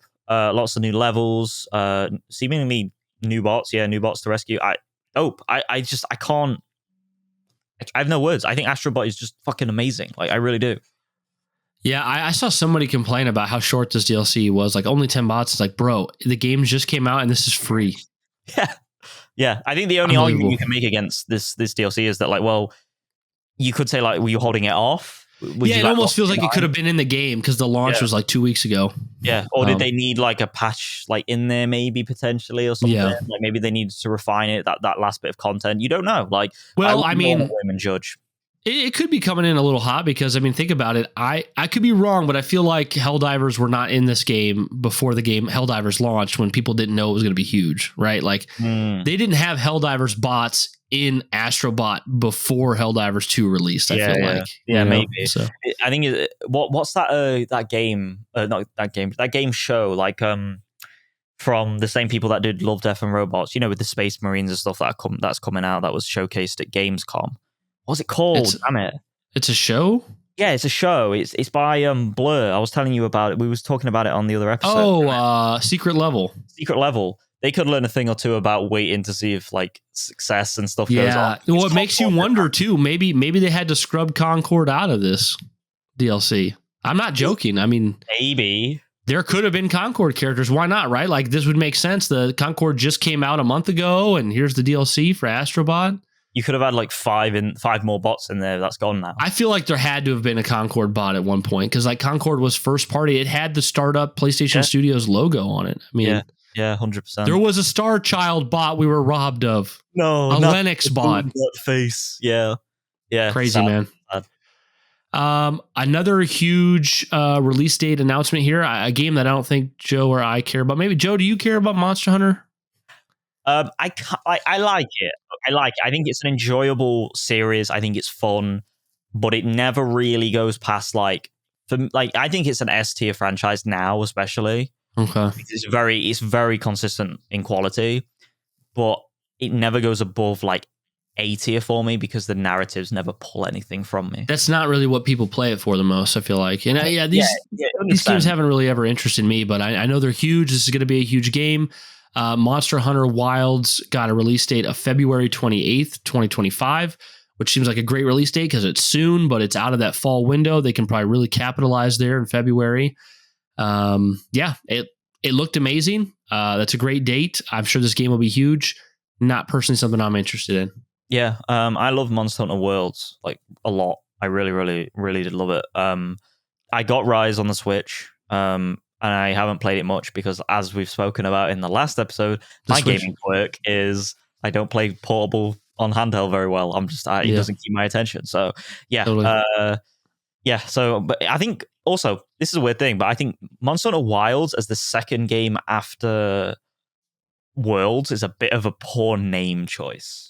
Yeah, because it's like, are you playing Worlds or Wilds? And like, especially if you have an accent. Like, I mean, technically I have an accent to you, but to me, you have an accent. It's like very easy to be like, did you just say Wilds or Worlds? Wilds, Wilds, Worlds. Wilds, yeah. It kind of, when people talk about outer Worlds and then there's Outer Wilds. Yeah. That's every time someone talks about one of those games, my brain has to go, wait a minute, which one is it? You have to stop. You have to stop and think. Yeah. And this is probably going to be the same thing, dude. People are going to be like, wait, which one? So yeah, totally. Yeah, It looks really good. I mean, it looks as good as Monster Hunter's ever done. Like, you got all the cats baking like crazy ass dinners that I want to eat right now in real life. It looks like it's got great combat. It looks like it's taking the technological side of fighting big monsters in big fights to a whole other level with so much more detail. It looks dope, but I do think Monster Hunter on its own, on your own single, is fun, but you kind of have to play it with buddies. It's enhanced so much by friends and cooperative play, so much. So yeah, dope. Joe, this next announcement, surprisingly, like I knew this announcement was coming, so I wasn't surprised, but surprisingly, I was excited because I was like, man, I am going to revisit this game later this year, and Joe couldn't care less. Horizon Zero Dawn Remastered announced. Definitely an egregious remaster when the original game, despite how you feel about it, looks beautiful. But we know that this is how Sony is nowadays. They're remastering everything that they can get their hands on. And I think it made it acceptable here because if you own the game already, you can get the full remastered edition for just a $9.99 upgrade. And it also has 10 hours of re-recorded dialogue and visual enhancement. So it seems like it's just a little bit of a heftier remaster than just like a straight upscale. I'm excited to replay this game. I've only played it one time. I've played both Zero Dawn and Forbidden West once each. Not a huge fan of the series, but I do really enjoy the games. And this looked like to be visually a pretty good upgrade. So I will probably play this again in November. It comes out the same day as Dragon Age: The Veilguard, so I'm going to choose Dragon Age. But I will play this later on. Joe, more Horizon, buddy. No comment, Brian. No comment. I just, you have nothing nice to say, don't say it at all. Is that what you're saying? Yeah, I will say one thing. At least it's only $10. Oh, I will say that.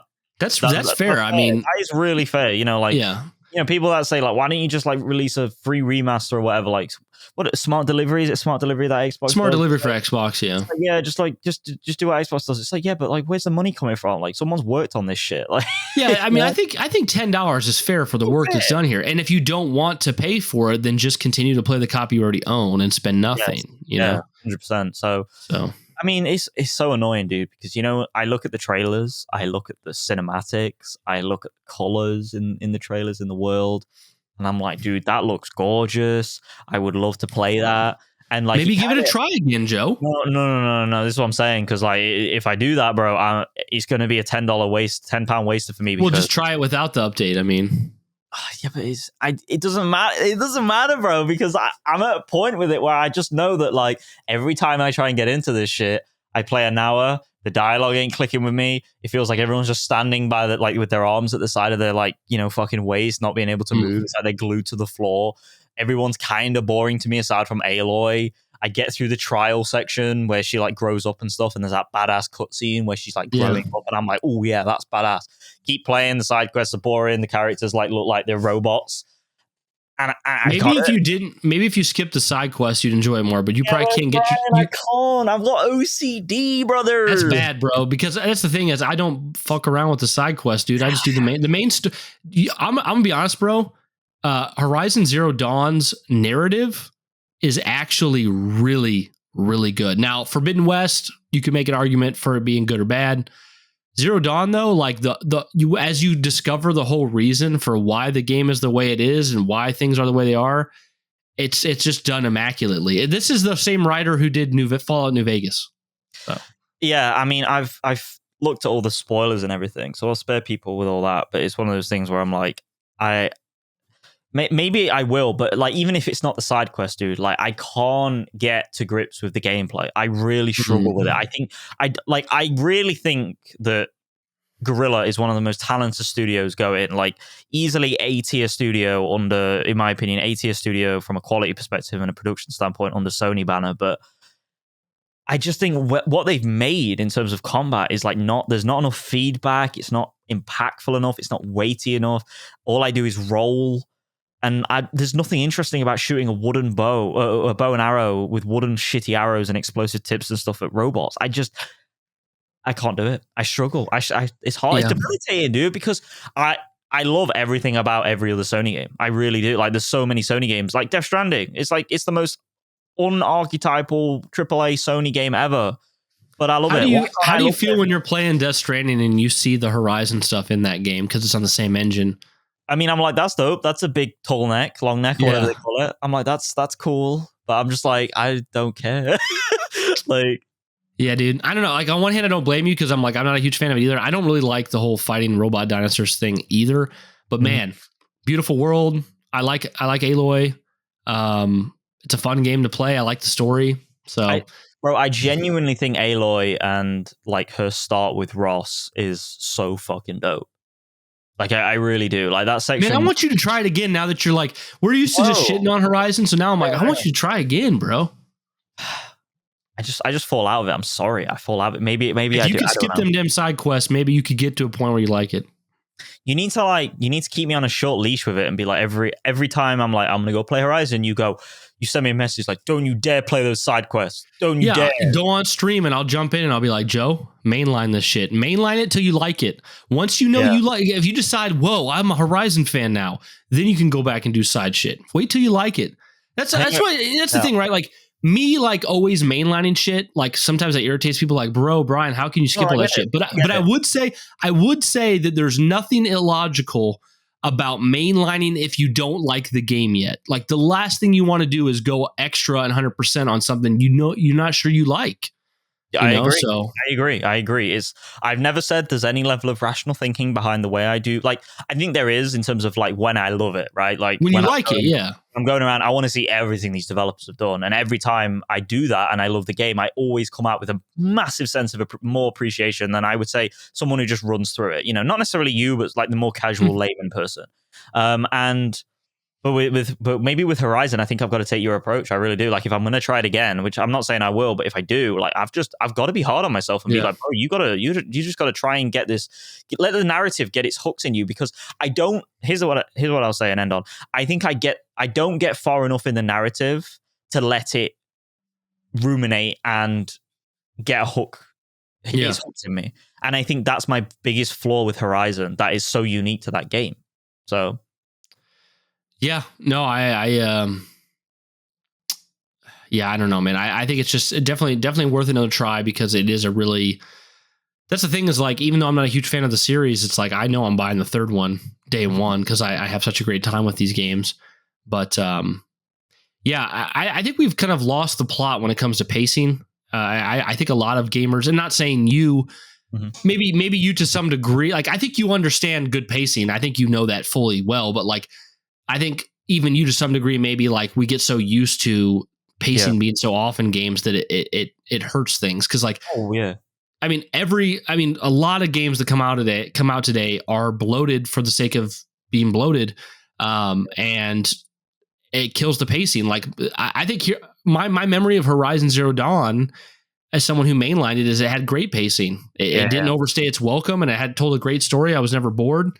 Yep. But that's because I didn't do all the side stuff, you know, and maybe there's a happy medium there where it's like you do some side stuff, but usually you get your all or nothing people, which you get Joe who has to do it all, or you get me who just does nothing. Yes. You know, I think that's a really interesting conversation, and I'd love to take that further, but I kind of want to hold that off until maybe another episode on a special topic or something, because that's a really good question in terms of like, what is a perfectly paced video game, and how do we interpret the pacing in our video games to be succinct or not? And I just think that's a really good conversation. Let's save that, because I want to spew out a game we've both played in the last year that I know is so perfectly paced, but I'll save it.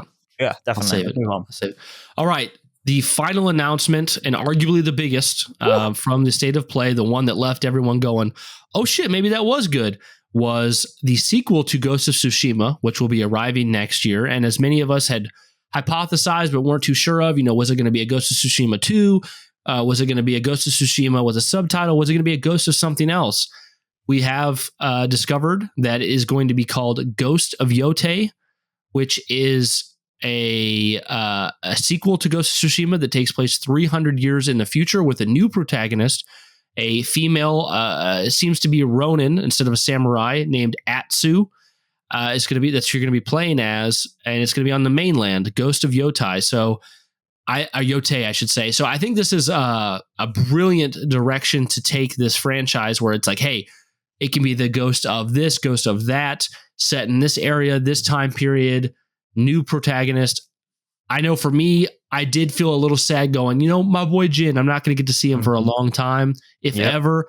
But this is such a fresh take, and it looks beautiful. It looks like a game that we're going to love, a new character that we can focus on. And it comes out next year. And now we're starting to see maybe the beginning of Sony coming back. I think Joe correctly said to me yesterday, I don't know if we're there yet, Bryan, but right now we got little things, little nuggets throughout this, like, Astrobot DLC. Astrobot came out a month ago. Horizon Zero Dawn remaster. Next year we're going to get both Ghosts of Yōtei and Death Stranding 2. Is Sony going to finally start coming back around? Can we get to the point where next year, while we're getting Death Stranding 2 and Ghosts of Yōtei, are we going to see an announcement for Sony Santa Monica's next game, for Sony Bend, for Naughty Dog? Probably not Naughty Dog. Maybe. I don't know. Are we going to be back on track with getting some banger first-party stuff? I know Death Stranding 2 is not first-party, but hey, might as well be because it's awesome and it's exclusive. Mm-hmm. But yeah, I was super hyped to see Ghost of Yōtei. I did not think something this big would come at State of Play. I had my expectations set way lower. I thought the showcase would be a 5. It ended up being an 8 for me. There were several things throughout the showcase I loved. You know what I just realized, Joe? The thing that got me to pop off the most, them rat bastards at IGN didn't even put in their announcement. So that was the Stellar Blade Nier Automata crossover. Yeah. What the frick, IGN? You guys suck, bro. That was my most hype moment. But yeah, let me touch on. We can circle back around after. Okay, well, yeah, go ahead, Joe. Take us. What were your thoughts on Ghosts of Yōtei? Well, let me just say this. Like, if any of you listening now was in the live stream yesterday, like, I was getting lower and lower and lower in my chair as I was watching, because you know what they also didn't put in this showcase? The Dragon Age extended gameplay boss battle thing. Yeah, I mean that went on for too long, but yeah, I don't know. Yeah, this IGN, you suck. I'm sorry, but they fucked up. But it's one of those things where, like, I was getting lower, like I said, and my enthusiasm was dropping, and I was bored. There was a point when Bryan saw that Nier Automata and fucking Stellar Blade crossover, like, he was like, Joe didn't even comment on it, because I was just like literally on my phone, just like talking shit over the thing, not even looking at the screen, and you were just baffled. But I gotta say, bro, this is the thing, right? Because like I was watching all the way through, none of it was really grabbing me. I think it was like the start with Astrobot and Hell Is Us. They were the most interesting things for me. And then it was the end with Ghost of Yōtei. And until that point, I was bored as fuck. And it's easy at the end to kind of get that honeymoon thing with the showcase or whatever and be like, oh yeah, bro, it's a 9 out of 10. It's a 10 out of 10. I think even Chaos in the chat, Chaosmatic, he was like, yeah, that showcase is like a 9 out of 10 now, 10 out of 10. I was like, hold on. Yeah. Like, just let's stop a minute. Just because there's one like awesome announcement, bearing in mind we've been lacking in Sony first party single player AAA exclusives for a long period in this year. Let's slow down, because we're getting a little ahead of ourselves right now. And I gotta say, like, even with the Ghost of Tsushima thing, I think subjectively I'm probably at a 7. There's probably less on here that I'd like.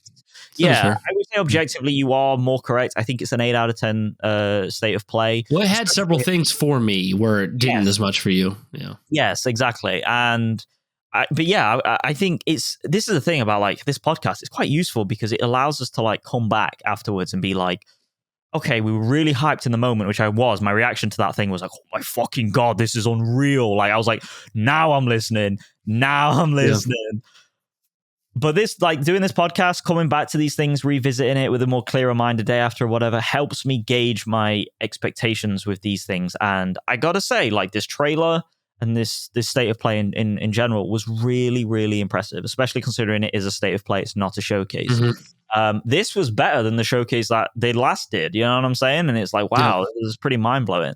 So, yeah, this looks really cool. It's set in the Edo era of Japan, when not necessarily women were Ronins, which is technically a historical inaccuracy, but they were Onimusha. I'm sure you've heard of that term before, Bryan. Mm-hmm. There's a game based around it. They were essentially female warriors that were under the samurai. And at the time when the Onimusha was a thing in Edo, Japan specifically, samurai weren't really in battles as much as they were previously. And like in the Kamakura period, which is Jin Sakai's era, the Mongol invasion and stuff. So they were more bureaucrats. They were more political and social leaders. And Onimusha, they did big time work in the battlefields and stuff like that. There was a lot of horseback riding and attacks from these people.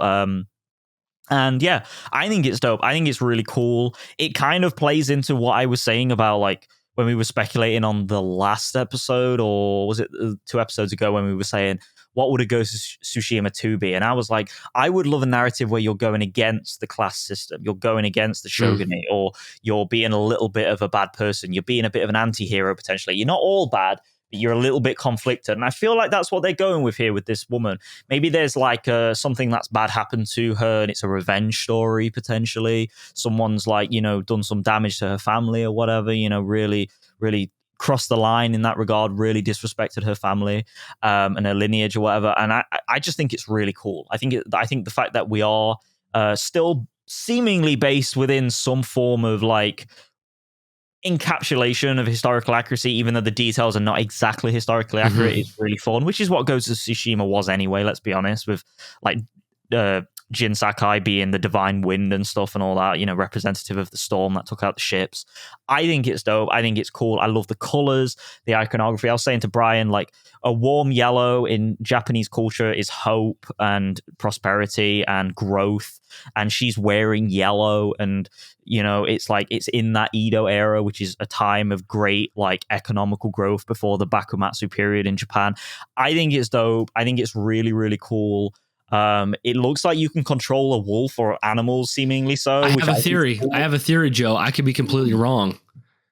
So Jin, you used the wind because it was representative with his character. Does the wolf help you find your directions, like for quests and shit? Did you just say erections? No, I said directions, bro. Oh, I thought you said erections. I was like, no, wait, what? I said directions, but hey. Okay, yeah. Well, I mean, I think there's something sexist there, Joe, if you're playing as a woman and you have a wolf helping you find erections. But no, what if there's no like swiping the touchpad for wind in this game, but for her, it's the wolf directs you to your quest objectives. Like that narratively works really well, I feel like. Yeah, and I think that's really cool in terms of like a lot of games have problems when it comes to like stripping away your abilities and then making you relearn them. God of War Ragnarok kind of tried to do it with like, oh yeah, well we've been through Fimbulwinter and all your tools have gone back to shit status, and it's like, yeah, that kind of works, but it's still kind of shit. Yeah, like this kind of does that, but in a way better way, where it's like, okay, how does she get like the directional ability that Jin had, even though that doesn't really make sense, let's be honest, in Ghost of Tsushima, it doesn't explain it, but this is like a more tied in narrative thing. There's lots of elements here, like conceptually, that I can see, just like you said, that are showing the build up, the style, the narrative, the concept, the context of the narrative. I just think it's dope. I think it's really cool. I also think cinematically, the cinematographer, whoever is setting these shots, in the trailer, there's a shot of Mount Fuji with her in like at the forefront, in the foreground. Yeah. Gorgeous. The colors are back. The wind is back. This game, if it comes out and it's like 9, 10 out of 10 material and it's better like metacritically than, Ghost of Tsushima, Ghost of Yōtei, I think this can potentially push Sucker Punch into a realm that is on the level of God of War, on the level of Sony Santa Monica, on the level of a Naughty Dog potentially. And we'll see. I mean, the fact that they made Ghost of Tsushima on like $100 million with barely really anyone there, and they really use that like empty space to an obscene degree. Like, I mean, we did an episode on it, a review episode, a Patreon exclusive episode. Go check that out, bro. I'm in, Bryan. Dude, and I have to say, like, I've just been thinking this as we've been going through this article. Like, what I kind of pictured would probably happen would be some variant of a Ghost of Tsushima 2, and it would be like, here's Jin going against the Shogunate or whatever. Yeah. And I'm picturing that, and I'm saying to myself, man, what a dope decision they made to make this something different with Ghost of Yōtei, because this feels so fresh to me. They're getting the benefit of giving me a sequel to an IP I already love with the freshness of something new that you get from like a new IP. Because I know if I was reading right now, like Ghost of Tsushima 2 with Jin will be arriving 2025, I'd be like, I'm stoked to do it, but then it'd also be in my head, I'd be going like, I already did a huge long story with Jin, and like I felt like that had a really great ending, and like we're going back to that. That's cool. I'm there day one. I'm excited, but this, like, dude, it just pumps me up. It reinvigorates me something new. So like this is the best direction that they could have taken for me. I think it's really cool, and I think it gives them time, right? Like the writing team and the creative visionaries within Sucker Punch to make it. If they still want to make, we don't know this. If they still want to make a Ghost of Tsushima 2, where it's about Jin's follow-up story against the Shogunate or whatever, and like we speculated and theory crafted in terms of the narrative, what it could be, they can do it. Like, there's no going back. It's not like this is treading on the toes, because it's literally like 400 years later, in a completely different era to where Jin was. And I think it just allows them to, just like Neil Druckmann did in many ways, like whether you like The Last of Us Part 2 narrative or not, it's like he took so much time to kind of like figure out what he wanted to do with the next narrative. And sometimes like creatives need that. You need to go through life and figure out things or find inspiration, even if it means indulging upon other media, movies, other games and stuff to give you inspiration.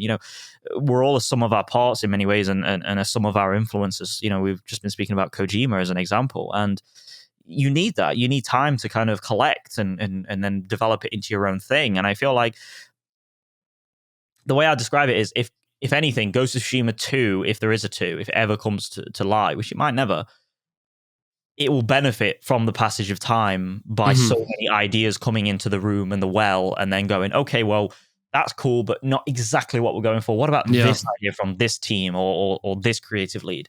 And I think that's really good. I mean, it happened with Cory Barlog on God of War. It's like they were never quite getting the secret sexy sauce for their Darkstar project for a long time under Sharon Studstill and stuff. And they were like, you know what? Let's bring Cory back in, see what he needs to do, see what he wants to do. He's been a father. He's been away for a little bit. He's been on hiatus.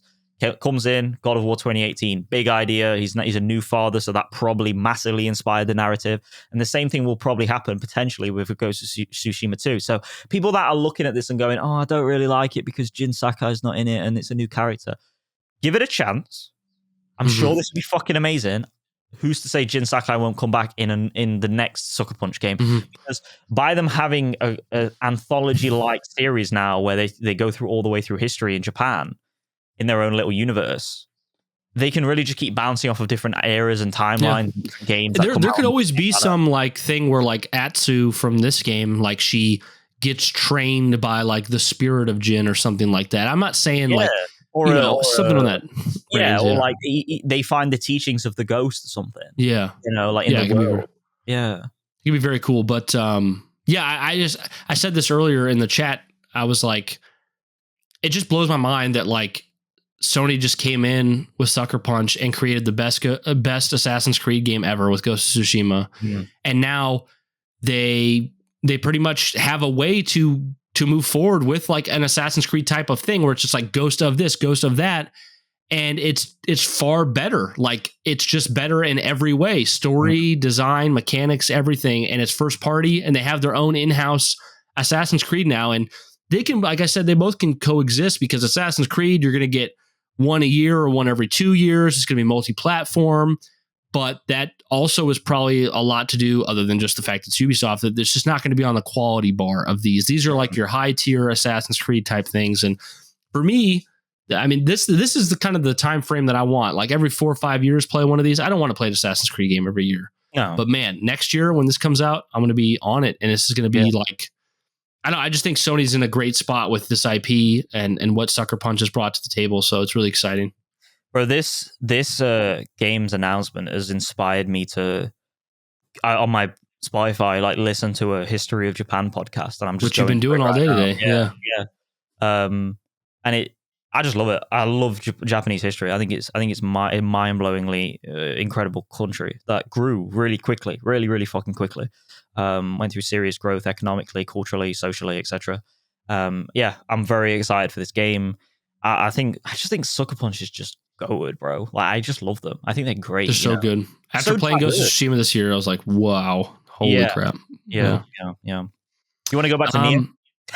Let's I want to wrap this up because we don't need your question as well. But Yeah, that was the first thing that really got me stoked was a Stellar Blade Nier Automata crossover. For those of you that don't know, Nier was inspired by Neon Genesis Evangelion, but then Stellar Blade was inspired by Nier.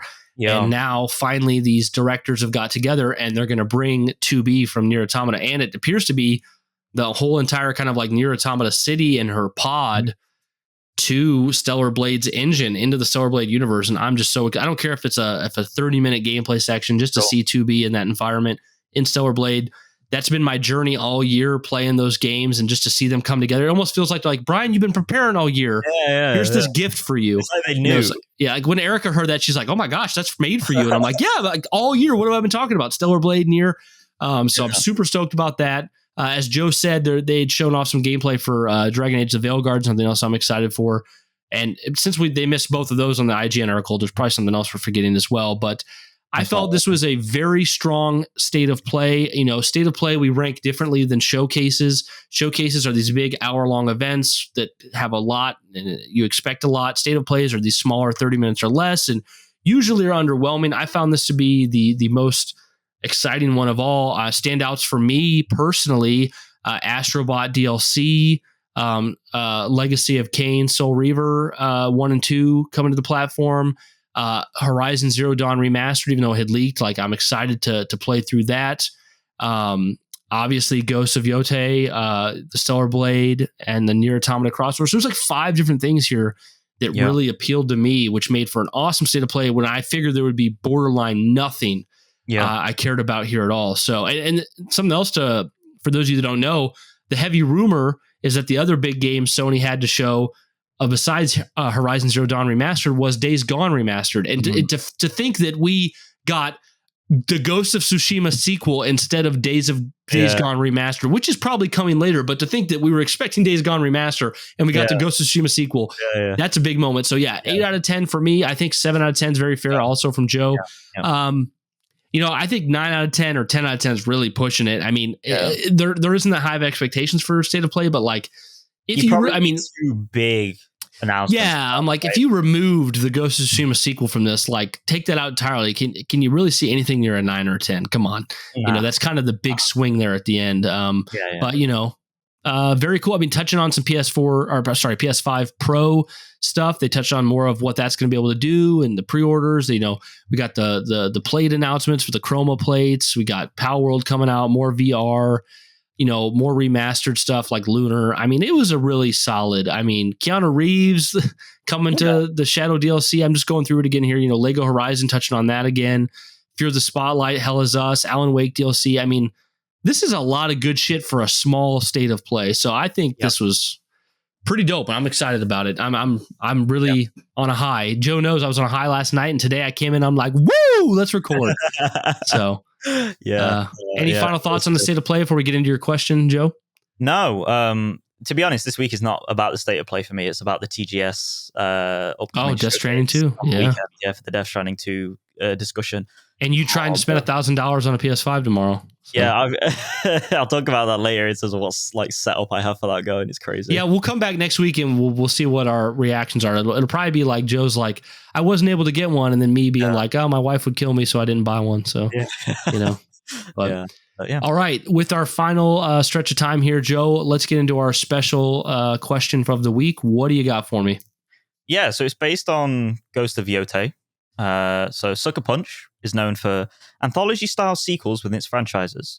With Infamous, players control Cole McGrath in the first 2 games before shifting to new characters in Second Son and First Light.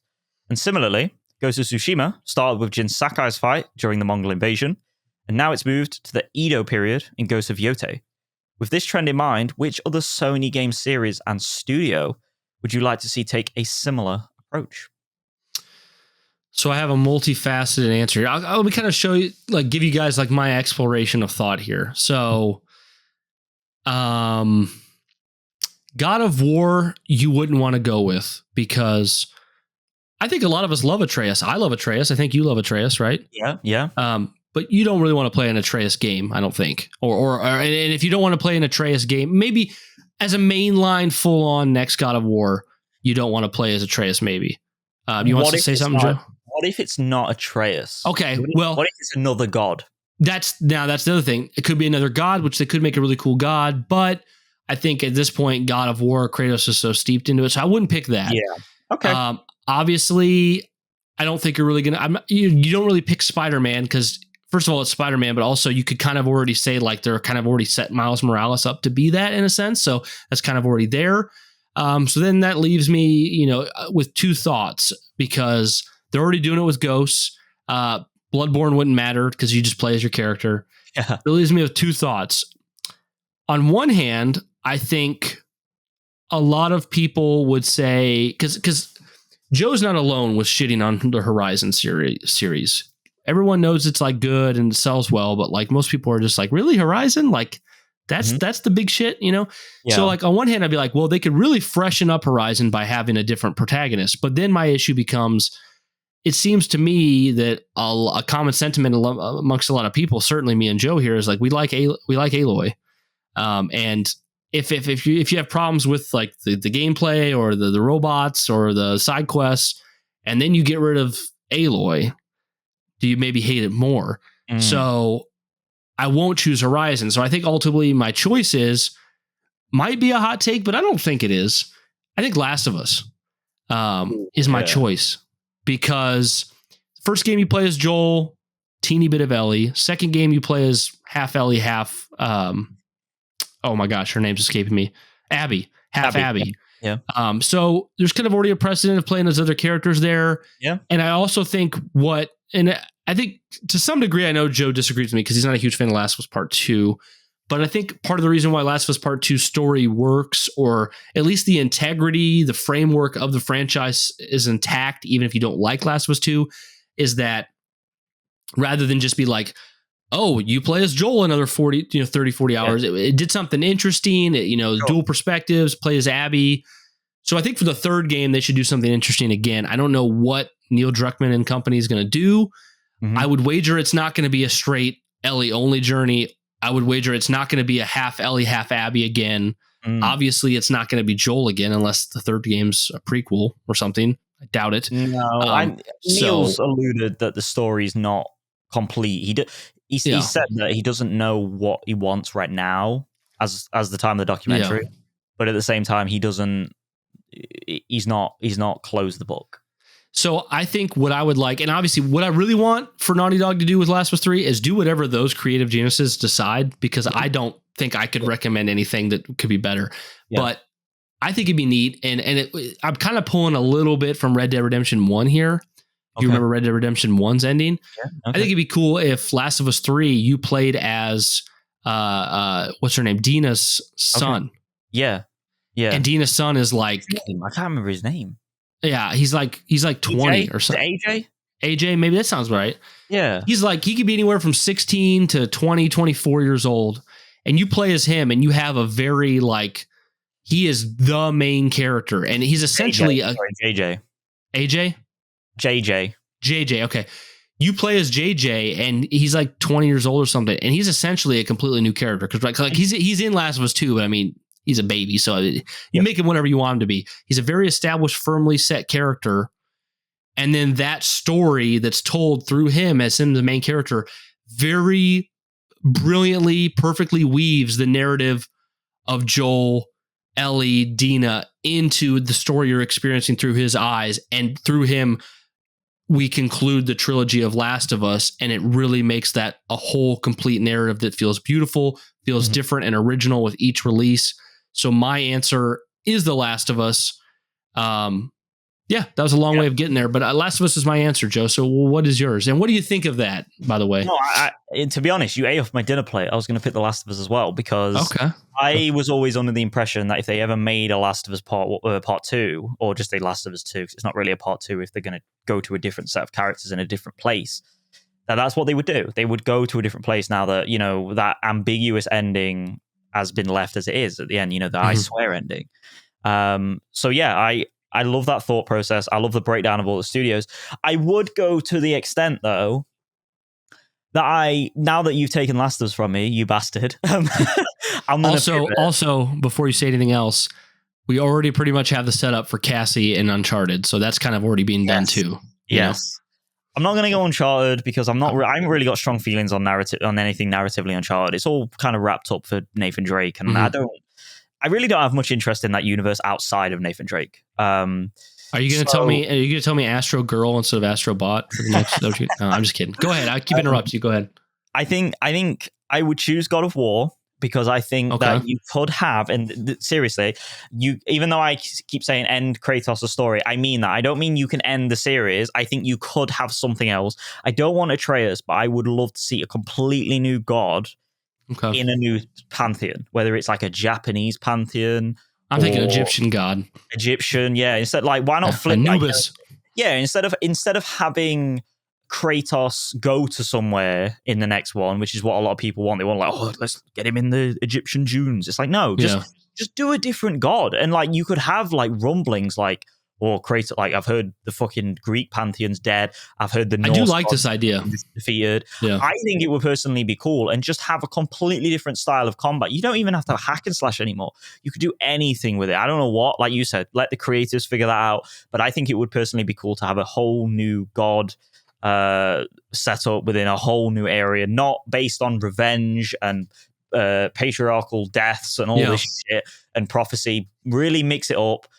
Go for something completely new. And I would go as far as well as saying Death Stranding. I think that even though I'm really digging what I'm seeing with Death Stranding 2, and obviously I love Death Stranding 1 and I love everything Kojima, I do genuinely think there is something within that universe, whether it's a different country, because obviously we've only seen America. They're completely disconnected from the rest of the world. You could have somewhere in like Europe or something where like you're wandering around the remnants of Paris or fucking Berlin or something. And it's like, oh shit, like what the fuck's going on? And you could have Death Stranding would work really well. How about you go so far as like it's day one? Like it could be like Death Stranding day 0 or ground 0. And it's like the first crazy moments of everything going to shit, because we don't know what the fuck technically happened. We know there's a big bang in that universe. There's illusions that I'm not going to spoil now, including Sam, which we'll get into on the spoiler review and the Patreon thing later on. But I do genuinely think there is so much open there for just different geographical areas. And knowing Kojima, he's going to find a way to make it fresh because it's Kojima and he's always unique with his shit. I do love Sam a lot, but I think it's pretty obvious that Death Stranding universe could work without him being the protagonist. 100%. So. And I don't know how much that is Norman Reedus as Daryl Dixon bleeding into the character design. Do you know what I mean? I don't know if you ever see. He does seem pretty similar to Daryl Dixon to me. Yeah. It is a very similar arc. Maybe in the second one we'll get something way different, but right now he's very stoic. So the one thing, the one thing I'd say that separates him is that he feels a little bit more kind-hearted than Daryl Dixon. Yeah. And I don't know if you're feeling. I don't want to get on the diatribe again here, but I don't know if you're feeling this. He's opening up more as you're going in, like a lot. So I just think that would work really well. But good pick. Same for you, dude. Same for you. All right, guys. Well, that's a perfect way to end the show.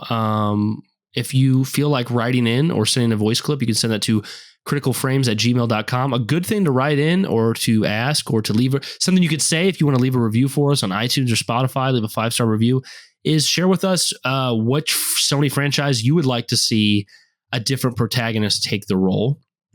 Let us know what you thought of the state of play. Did you think it was a 10 out of 10? Did you think it was awful? 3 out of 10? Nothing you were interested in? Are you excited about this new direction for Ghost of Tsushima with Ghost of Yōtei?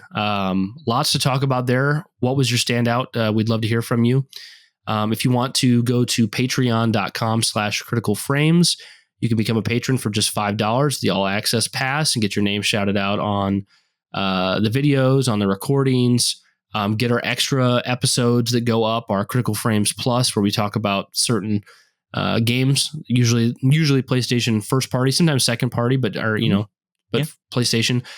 Most recent was Ghost of Tsushima. The next one's going to be Death Stranding. So good content there for you. But guys, follow us on Twitter at Critical Frames. We love doing this. It's a lot of fun. This was a great week for PlayStation. Joe, any final thoughts from you? No, I have set up my browser to actively monitor the PS5 Pro. PS5 Pro drop. So hopefully I get a second, and I mean a second because of the scalpers, to get in there, see if I'm willing to pay the big dick price point that it'll no doubt be, and see if I want to waste my money. This is probably the least I've touched grass ever with this setup, but you gotta do what you gotta do. I hope you get one, dude. I'm gonna have probably gonna have to live vicariously through you. So yeah, but we'll see. I can be the beta tester. But yeah, I'm excited for that. See if I can get it, and yeah, good episode, good state of play. And I'm excited for the next one next week. Yeah, dude. We are getting into some exciting times with the fall right now. New games coming out: Silent Hill 2, Dragon Age, PS5 Pro's coming out, Metal Gear maybe. Yeah, it's exciting. It's really exciting. I can't wait for some of these fall drops. So yeah, looking forward to it, dude. Awesome week for PlayStation. I cannot wait to finish that Stranding. We'll be back next week. I'm sure we'll have lots to talk about there, guys. Yeah. Thank you so much for listening to another episode of Critical Frames, a PlayStation podcast. We'll see you. Peace. Peace. Critical Frames, a PlayStation podcast, is created in partnership between Bryan Arvett and myself, Joe Smalley. It's available on all mainstream audio and video feeds. All music featured in the show is by Caleb Webster. We're incredibly grateful to the following All Access Pass patrons for the support they've shown for this independent venture: Boba's Feet, Darren.jpg, Diente D. Hombre, Irish Phoenix, and Music Tree.